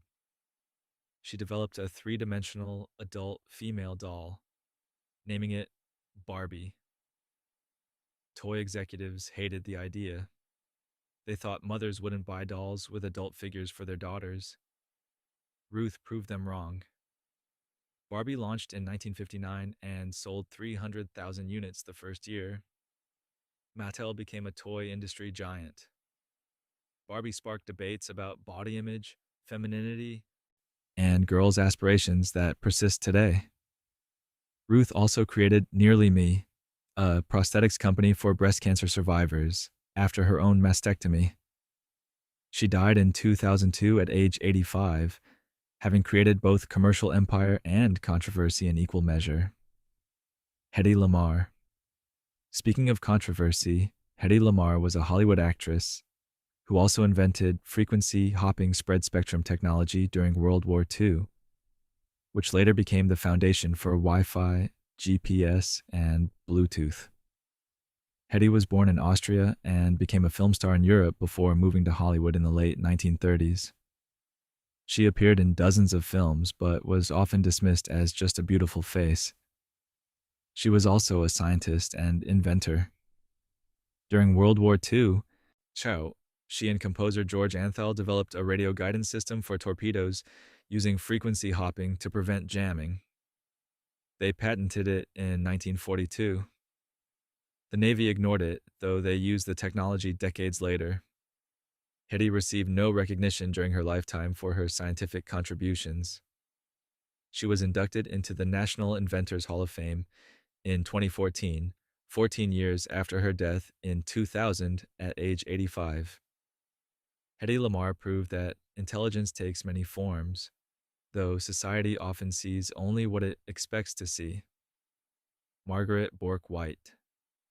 Speaking of seeing, Margaret Bourke White became the first female war photojournalist and the first female photographer for Life magazine, documenting Depression-era America, World War II, and the partition of India with powerful images.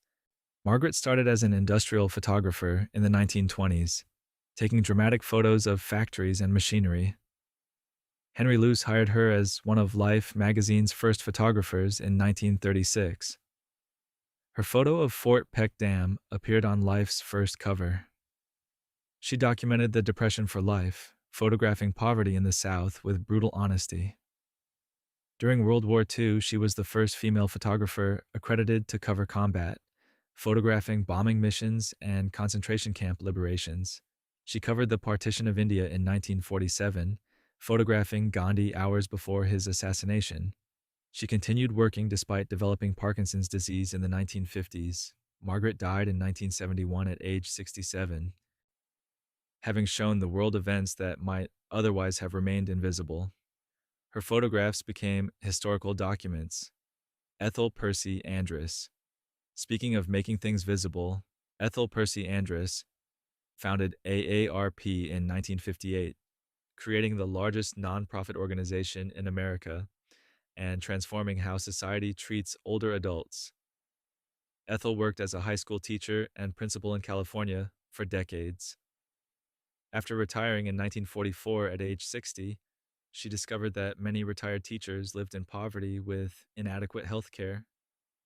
She founded the National Retired Teachers Association in 1947. In 1958, she expanded it to include all retirees, creating AARP. She negotiated with insurance companies to provide affordable health insurance to older adults, fought age discrimination, and advocated for Social Security improvements.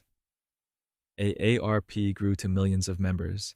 Ethel remained active until her death in 1967 at age 83.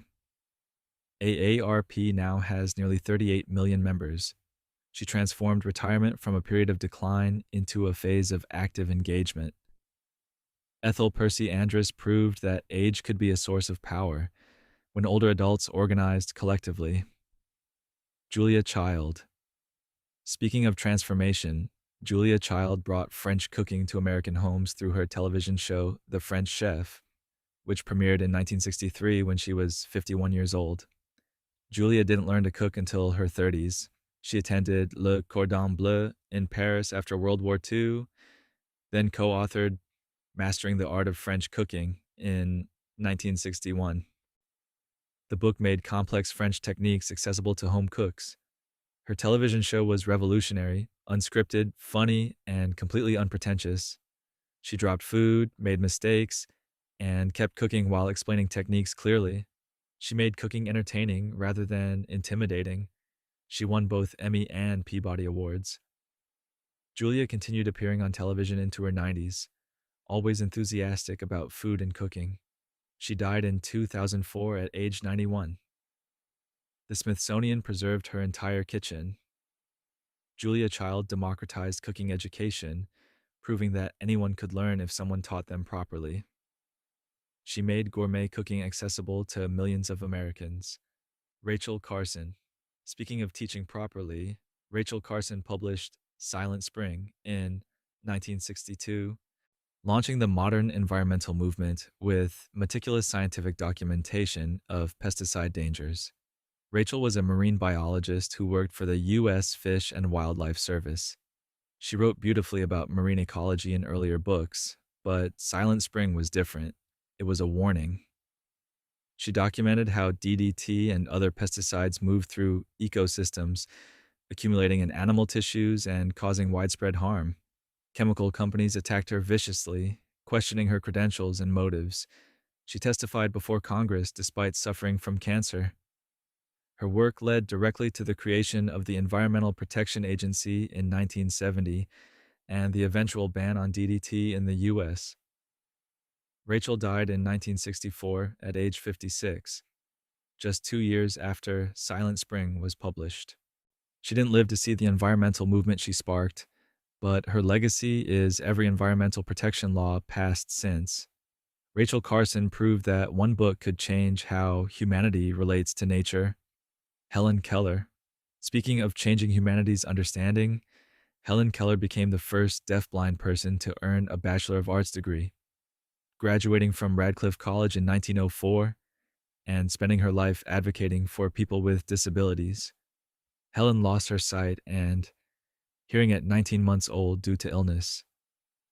Anne Sullivan began teaching her in 1887 when Helen was 6, helping her learn to communicate. Helen learned to read Braille, write, and eventually speak. She became an exceptional student. After college, Helen devoted herself to advocacy for people with disabilities, women's suffrage, workers' rights, and pacifism.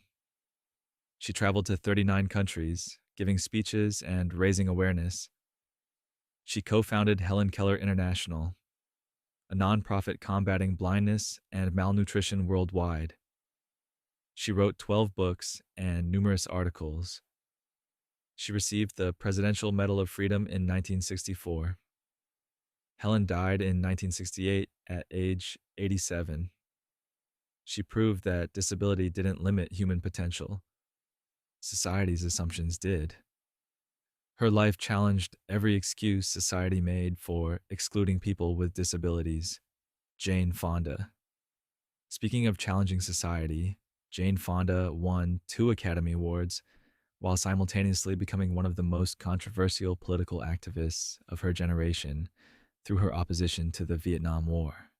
Jane began acting in the early 1960s, on winning her first Oscar for Clute in 1971. But she was also organizing against the Vietnam War, visiting Hanoi in 1972, which made her extremely controversial. Many Americans viewed her actions as unpatriotic. She later acknowledged that visiting Hanoi was a mistake.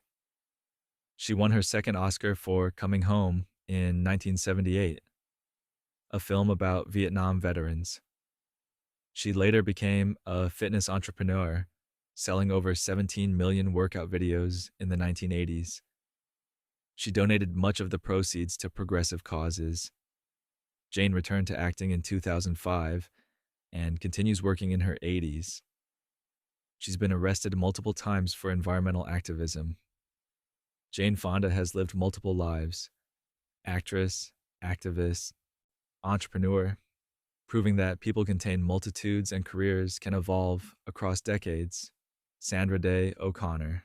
Speaking of evolving careers, Sandra Day O'Connor became the first woman appointed to the Supreme Court in 1981, serving for 24 years and becoming one of the most influential justices in modern history.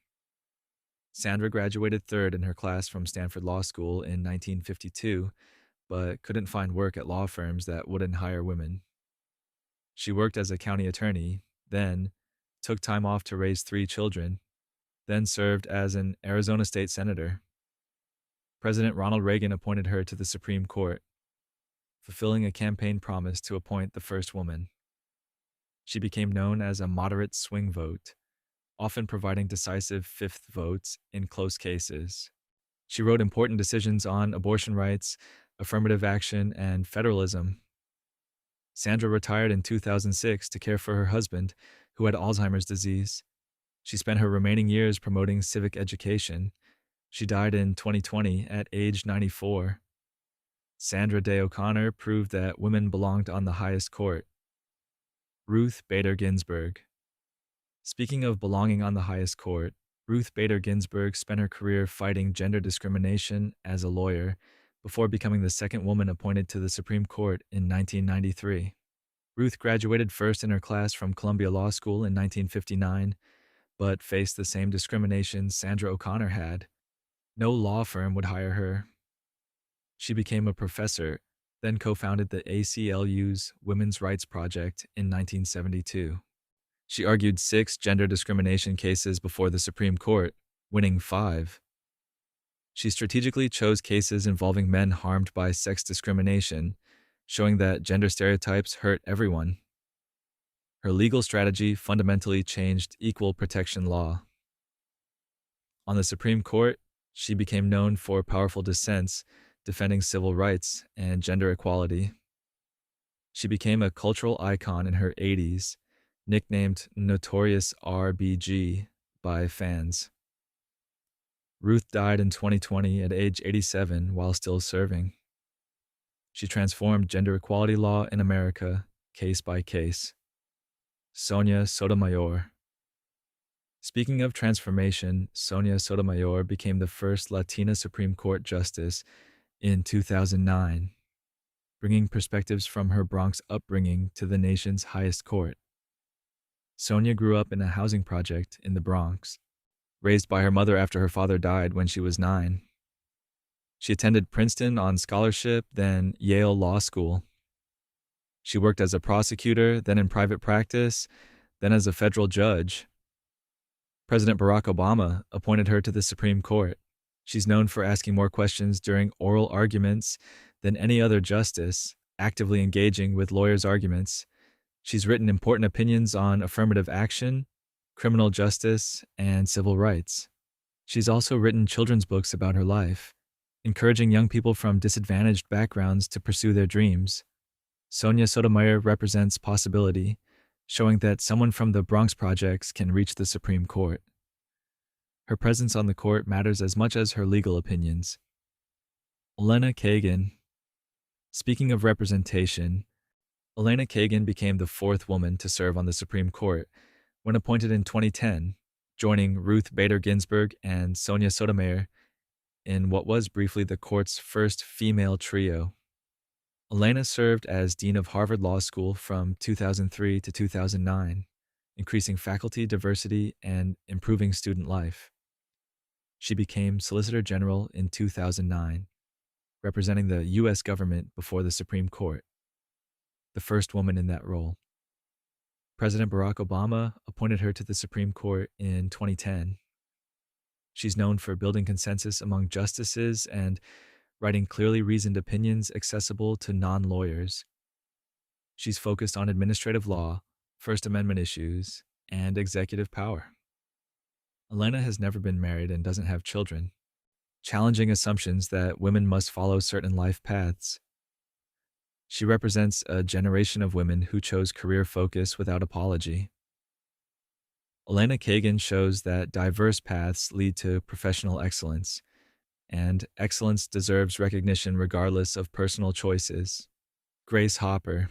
Speaking of excellence, Grace Hopper was a computer scientist and Navy Rear Admiral who invented the first compiler and helped develop COBOL programming language, fundamentally shaping modern computing. Grace earned a PhD in mathematics from Yale in 1934, then joined the Navy during World War II.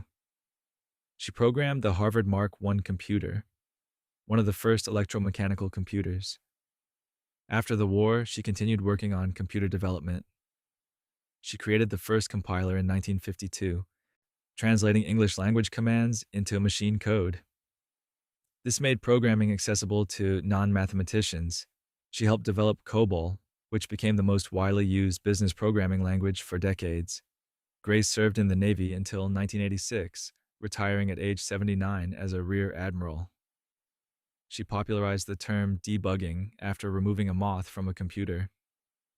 Grace died in 1992 at age 85. She received the Presidential Medal of Freedom posthumously. Grace Hopper made computers usable by humans. Margaret Mead. Speaking of making things usable, Margaret Mead made anthropology accessible to general audiences through her groundbreaking research on culture, gender, and childhood development in the Pacific Islands.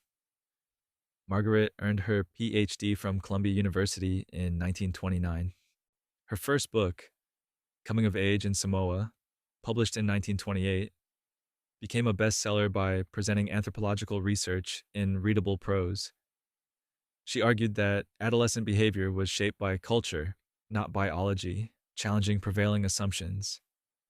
She conducted fieldwork in multiple Pacific Island societies, documenting how different cultures organized gender roles, child rearing, and social structures. She wrote 23 books and countless articles, bringing anthropological insights to public debates about education, family, and social policy. Margaret appeared frequently on television and gave public lectures, making her one of the most recognizable scientists in America. She advocated for environmental conservation and nuclear disarmament. She died in 1978 at age 76. Margaret Mead showed that scientific research could inform public understanding while remaining academically rigorous. Sally Ride. Speaking of public understanding, Sally Ride became the first American woman in space in 1983, breaking barriers while conducting important scientific research aboard the Space Shuttle Challenger. Sally earned a PhD in physics from Stanford University in 1978. NASA selected her as an astronaut candidate that same year from over 8,000 applicants. She trained for 5 years before her first flight. On June 18, 1983, Sally launched aboard Challenger for mission STS-7. She operated the shuttle's robotic arm and conducted experiments. She flew again in 1984. She was scheduled for a third flight when the Challenger disaster occurred in 1986. After leaving NASA, Sally taught physics at UC San Diego and founded Sally Ride Science, promoting science education for young people, especially girls. She died in 2012 at age 61. Sally Ride inspired generations of girls to pursue science and engineering, proving that space belonged to everyone. Mae Jemison.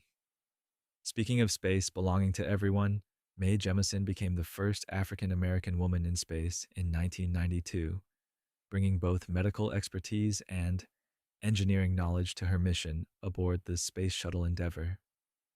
Mae earned degrees in chemical engineering and African American studies from Stanford, then attended Cornell Medical School. She worked as a doctor in the Peace Corps in West Africa before applying to NASA's astronaut program in 1985. She flew on Endeavour's mission STS-47 in September 1992, conducting experiments on weightlessness and motion sickness. She carried items honoring her heritage, including a poster from the Alvin Ailey American Dance Theater and a photo of pioneering aviator Bessie Coleman. After leaving NASA in 1993, Mae founded technology companies and leads the 100-Year Starship Project, working toward interstellar travel. She's taught at Dartmouth and Cornell. Mae Jemison proves that excellence knows no demographic boundaries, only the limits we imagine for ourselves and others. Katherine Johnson. Speaking of imagined limits, Katherine Johnson calculated orbital trajectories for NASA's space program with such precision that astronauts specifically requested her verification before their missions. Katherine was a mathematical prodigy who graduated from college at 18 in 1937. She worked as a teacher before joining NASA's predecessor agency in 1953. She calculated flight trajectories for Alan Shepard's 1961 flight and John Glenn's 1962 orbital mission. When NASA began using electronic computers for calculations, Glenn insisted that Katherine personally verify the computer's numbers before his flight. If she says they're good, he said, then I'm ready to go. She calculated trajectories for the Apollo moon landing and the Space Shuttle program. Katherine worked at NASA for 33 years. Retiring in 1986, she received the Presidential Medal of Freedom in 2015 at age 97. She died in 2020 at age 101. Katherine Johnson's calculations sent humans to space and brought them home safely. Nancy Pelosi. Speaking of bringing things home, Nancy Pelosi became the first woman Speaker of the House in 2007, wielding the gavel through some of the most contentious political periods in modern American history. Nancy entered politics relatively late, Elected to Congress in 1987 at age 47 after raising 5 children. She rose through Democratic leadership positions, becoming House Minority Whip in 2002 and Minority Leader in 2003. As Speaker from 2007 to 2011, she shepherded the Affordable Care Act through Congress, expanding healthcare access to millions. She became Speaker again from 2019 to 2003, presiding over 2 presidential impeachments. She survived an attack at her home in 2022 when an intruder assaulted her husband, Paul. She announced she would step down from leadership in 2022 but remains in Congress. Nancy Pelosi demonstrated that women could exercise political power at the highest levels while navigating intensely partisan environments with strategic skill. Condoleezza Rice. Speaking of strategic skill, Condoleezza Rice became the first African American woman to serve as National Security Advisor in 2001, then the first African American woman Secretary of State in 2005. Condoleezza was a concert pianist who switched to political science, earning a PhD from the University of Denver in 1981. She became a Soviet expert, advising President George H.W. Bush during the Cold War's end. She taught at Stanford and served as the university's provost, as National Security Advisor and then Secretary of State under George W. Bush. She helped shape post 9/11 foreign policy. She promoted democracy abroad and worked on Middle East peace negotiations. Her tenure was marked by both the Iraq War and diplomatic initiatives in Asia and Africa. After leaving government, Condoleezza returned to Stanford and serves on corporate boards. She co-founded a political consulting firm. Condoleezza Rice showed that Black women could reach the highest levels of foreign policy leadership in American government. Madeleine Albright. Speaking of foreign policy leadership, Madeleine Albright became the first woman Secretary of State in 1997, arriving at cabinet meetings with pins that conveyed diplomatic messages through jewelry. Madeleine fled Czechoslovakia with her family in 1948, eventually settling in the U.S. She earned a Ph.D. in public law from Columbia University. She worked on Capitol Hill and at the National Security Council before becoming UN ambassador in 1993. As Secretary of State, Madeleine used her pin collection strategically, wearing a snake pin when meeting difficult adversaries, a butterfly for hopeful meetings. She advocated for NATO expansion, intervention in Kosovo, and human rights globally. She famously declared herself an optimist who worries a lot. After leaving office, she taught at Georgetown University and ran a global strategy firm. She wrote multiple books about democracy and fascism. Madeleine died in 2022 at age 84. She proved that immigrant experience could inform American foreign policy with unique perspective and wisdom. Ellen Swallow Richards. Speaking of unique perspective, Ellen Swallow Richards became the first woman admitted to MIT in 1871, then became the founder of home economics as a scientific discipline, though she preferred calling it ecology. Ellen earned a chemistry degree from Vassar in 1870, then applied to MIT. They admitted her as a special student, not charging tuition because they didn't want to set a precedent. She earned another degree in chemistry in 1873. She established MIT's first laboratory for studying water quality and sanitation. She analyzed Massachusetts' water supplies, pioneering environmental engineering. She also founded the discipline studying nutrition, sanitation, and household management scientifically, what became home economics, though she wanted it called ecology. Ellen fought for women's education in science throughout her career. She died in 1911 at age 68.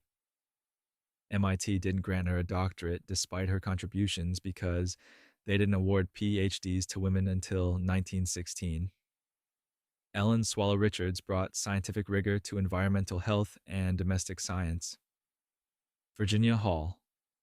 Speaking of rigor, Virginia Hall was an American spy who operated in occupied France during World War II, despite having a prosthetic leg. Charlotte becoming one of the most effective Allied intelligence agents. Virginia lost her left leg below the knee in a hunting accident in 1933.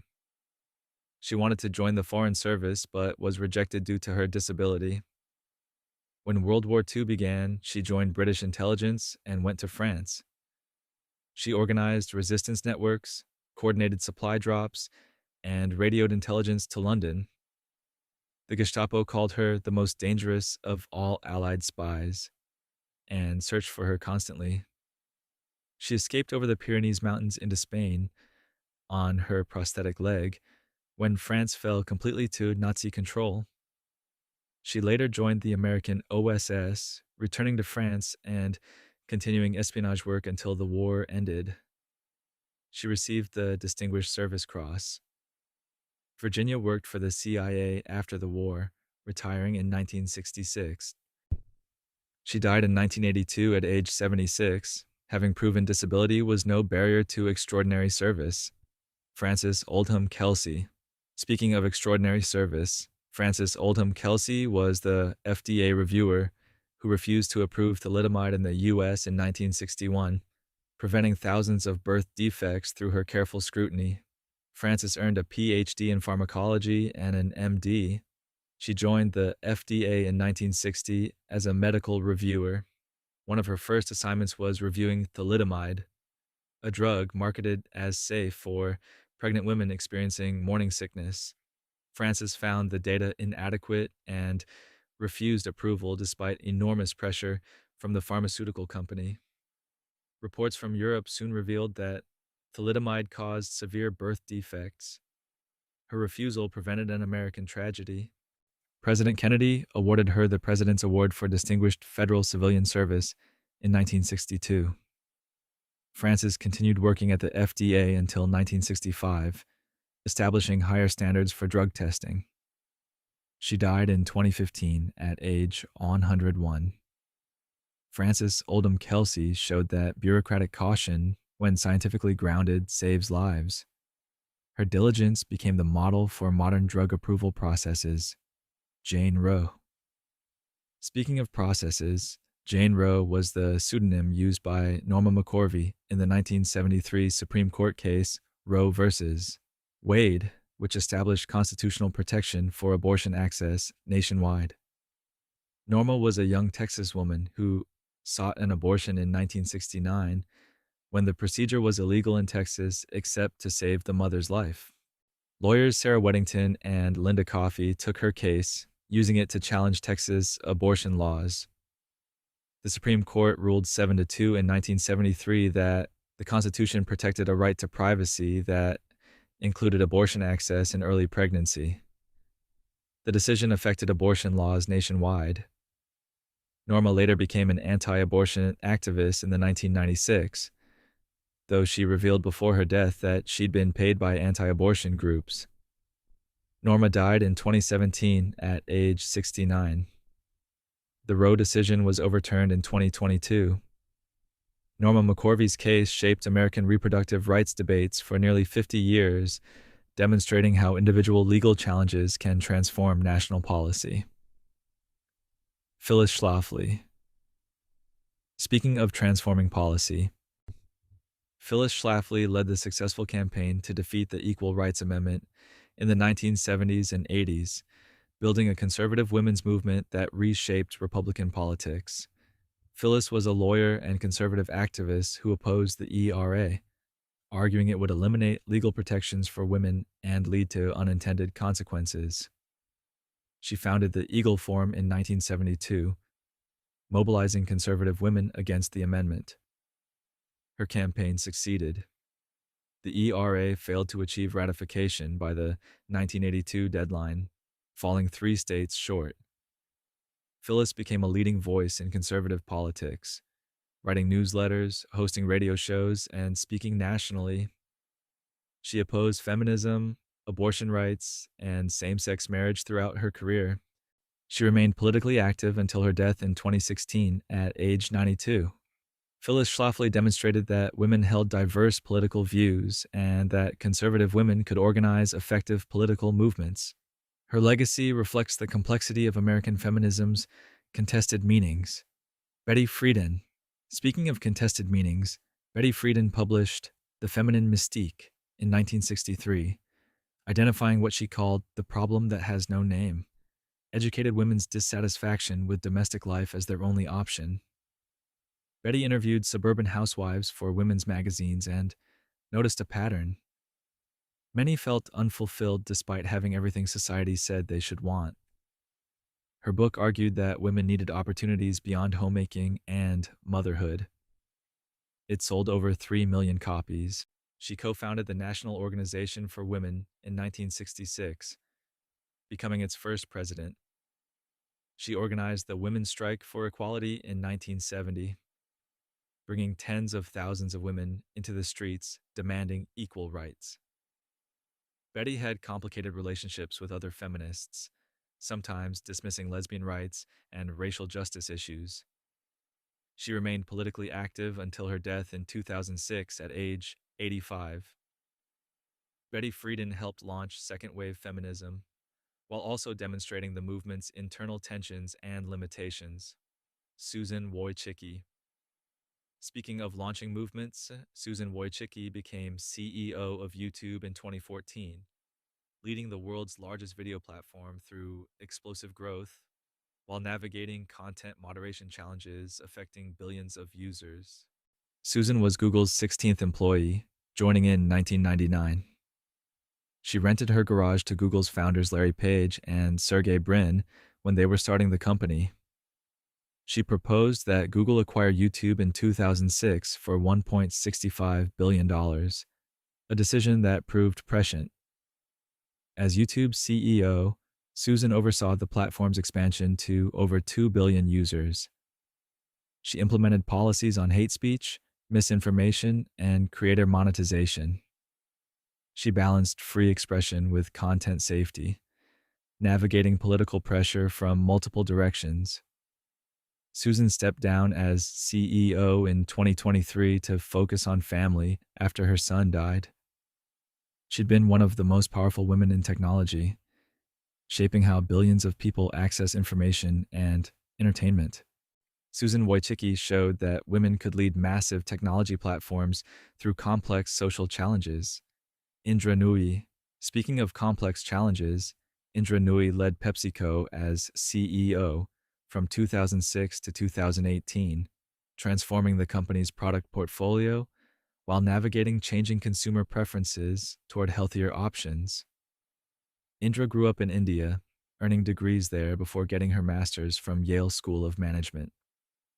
She joined PepsiCo in 1994 as chief strategist, helping reshape the company's direction through acquisitions and divestments. As CEO, Indra pushed performance with purpose, reformulating products to reduce sugar, salt, and fat while maintaining profitability. She expanded PepsiCo's healthy product lines. Under her leadership, the company's revenue grew from $35 billion to $63 billion. She consistently ranked among the world's most powerful women. She advocated for work-life balance and diversity in corporate leadership. Indra stepped down in 2018, remaining on corporate boards and advising companies. Indra Nooyi demonstrated that corporate leadership could pursue both profit and social responsibility simultaneously. Sheryl Sandberg. Speaking of pursuing responsibility, Sheryl Sandberg became Facebook's chief operating officer in 2008, helping build it from a startup into a technology giant while writing Lean In, which sparked debates about women's corporate advancement. Sheryl worked at the Treasury Department and Google before joining Facebook. She built the company's advertising business model, transforming it into a profitable enterprise. She helped Facebook navigate its growth from millions to billions of users. Her book, Lean In, published in 2013, encouraged women to pursue leadership positions aggressively. It became a bestseller, but also sparked criticism that it placed responsibility on individual women, rather than addressing systemic barriers. The debate revealed tensions in contemporary feminism about corporate success versus structural change. Cheryl left Meta in 2022. She'd also become an advocate for grief support and resilience after her husband's sudden death in 2015. Sheryl Sandberg showed that corporate success and feminist advocacy could coexist, though the relationship between them remained complicated. Melinda Gates, speaking of complicated relationships, Melinda Gates co chaired the Bill and Melinda Gates Foundation with her then husband from 2000, becoming one of the world's most influential philanthropists before their divorce in 2021. Melinda worked at Microsoft in product development before focusing full-time on the foundation in 1996. The foundation became the world's largest private foundation, focusing on global health, education, and poverty alleviation. She championed women's issues, including contraception access and maternal health worldwide. She wrote The Moment of Lift in 2019, arguing that empowering women lifts entire societies. She pledged $1 billion to promote gender equality. After divorcing Bill, she established Pivotal Ventures, focusing on advancing social progress in the U.S. Melinda has given away billions while advocating for systemic change in how societies support women and families. She demonstrates that philanthropic resources combined with strategic focus can address global challenges, though questions about billionaire philanthropy's role in democracy persist. Kamala Harris. Speaking of democracy, Kamala Harris became the first woman, first Black person, and first South Asian American to serve as vice president when inaugurated in 2021. Kamala served as San Francisco District Attorney, then California Attorney General, becoming the first woman and first person of color in that position. She was elected to the U.S. Senate in 2016. She ran for president in 2019-20 before Joe Biden selected her as his running mate. As vice president, she's focused on voting rights, immigration, and economic policy. She cast tie-breaking votes in the Senate on key legislation. She represents historic firsts that matter symbolically and substantively, showing young people possibilities they might not have imagined. Her vice presidency demonstrates progress in representation, while also revealing persistent challenges women in high office face. Kamala Harris's role in American government continues evolving as her vice presidency progresses. Hillary Rodham Clinton. And so we return full circle to Hillary Rodham Clinton, mentioned earlier but deserving her own final segment. She's been First Lady, Senator, Secretary of State, and presidential nominee, roles spanning 4 decades at the highest levels of American power. Hillary graduated from Yale Law School in 1973, where she met Bill Clinton. She worked as a lawyer and advocate for children's rights before becoming Arkansas's First Lady, then U.S. First Lady. She transformed the role, attempting healthcare reform and advocating for women's rights globally. She won election to the Senate from New York in 2000, served as Secretary of State from 2009 to 2013, and became the first woman nominated for president by a major party in 2016. She won the popular vote by nearly 3 million but lost the Electoral College. Hillary remains politically active, speaking and writing about democracy, women's rights, and international affairs.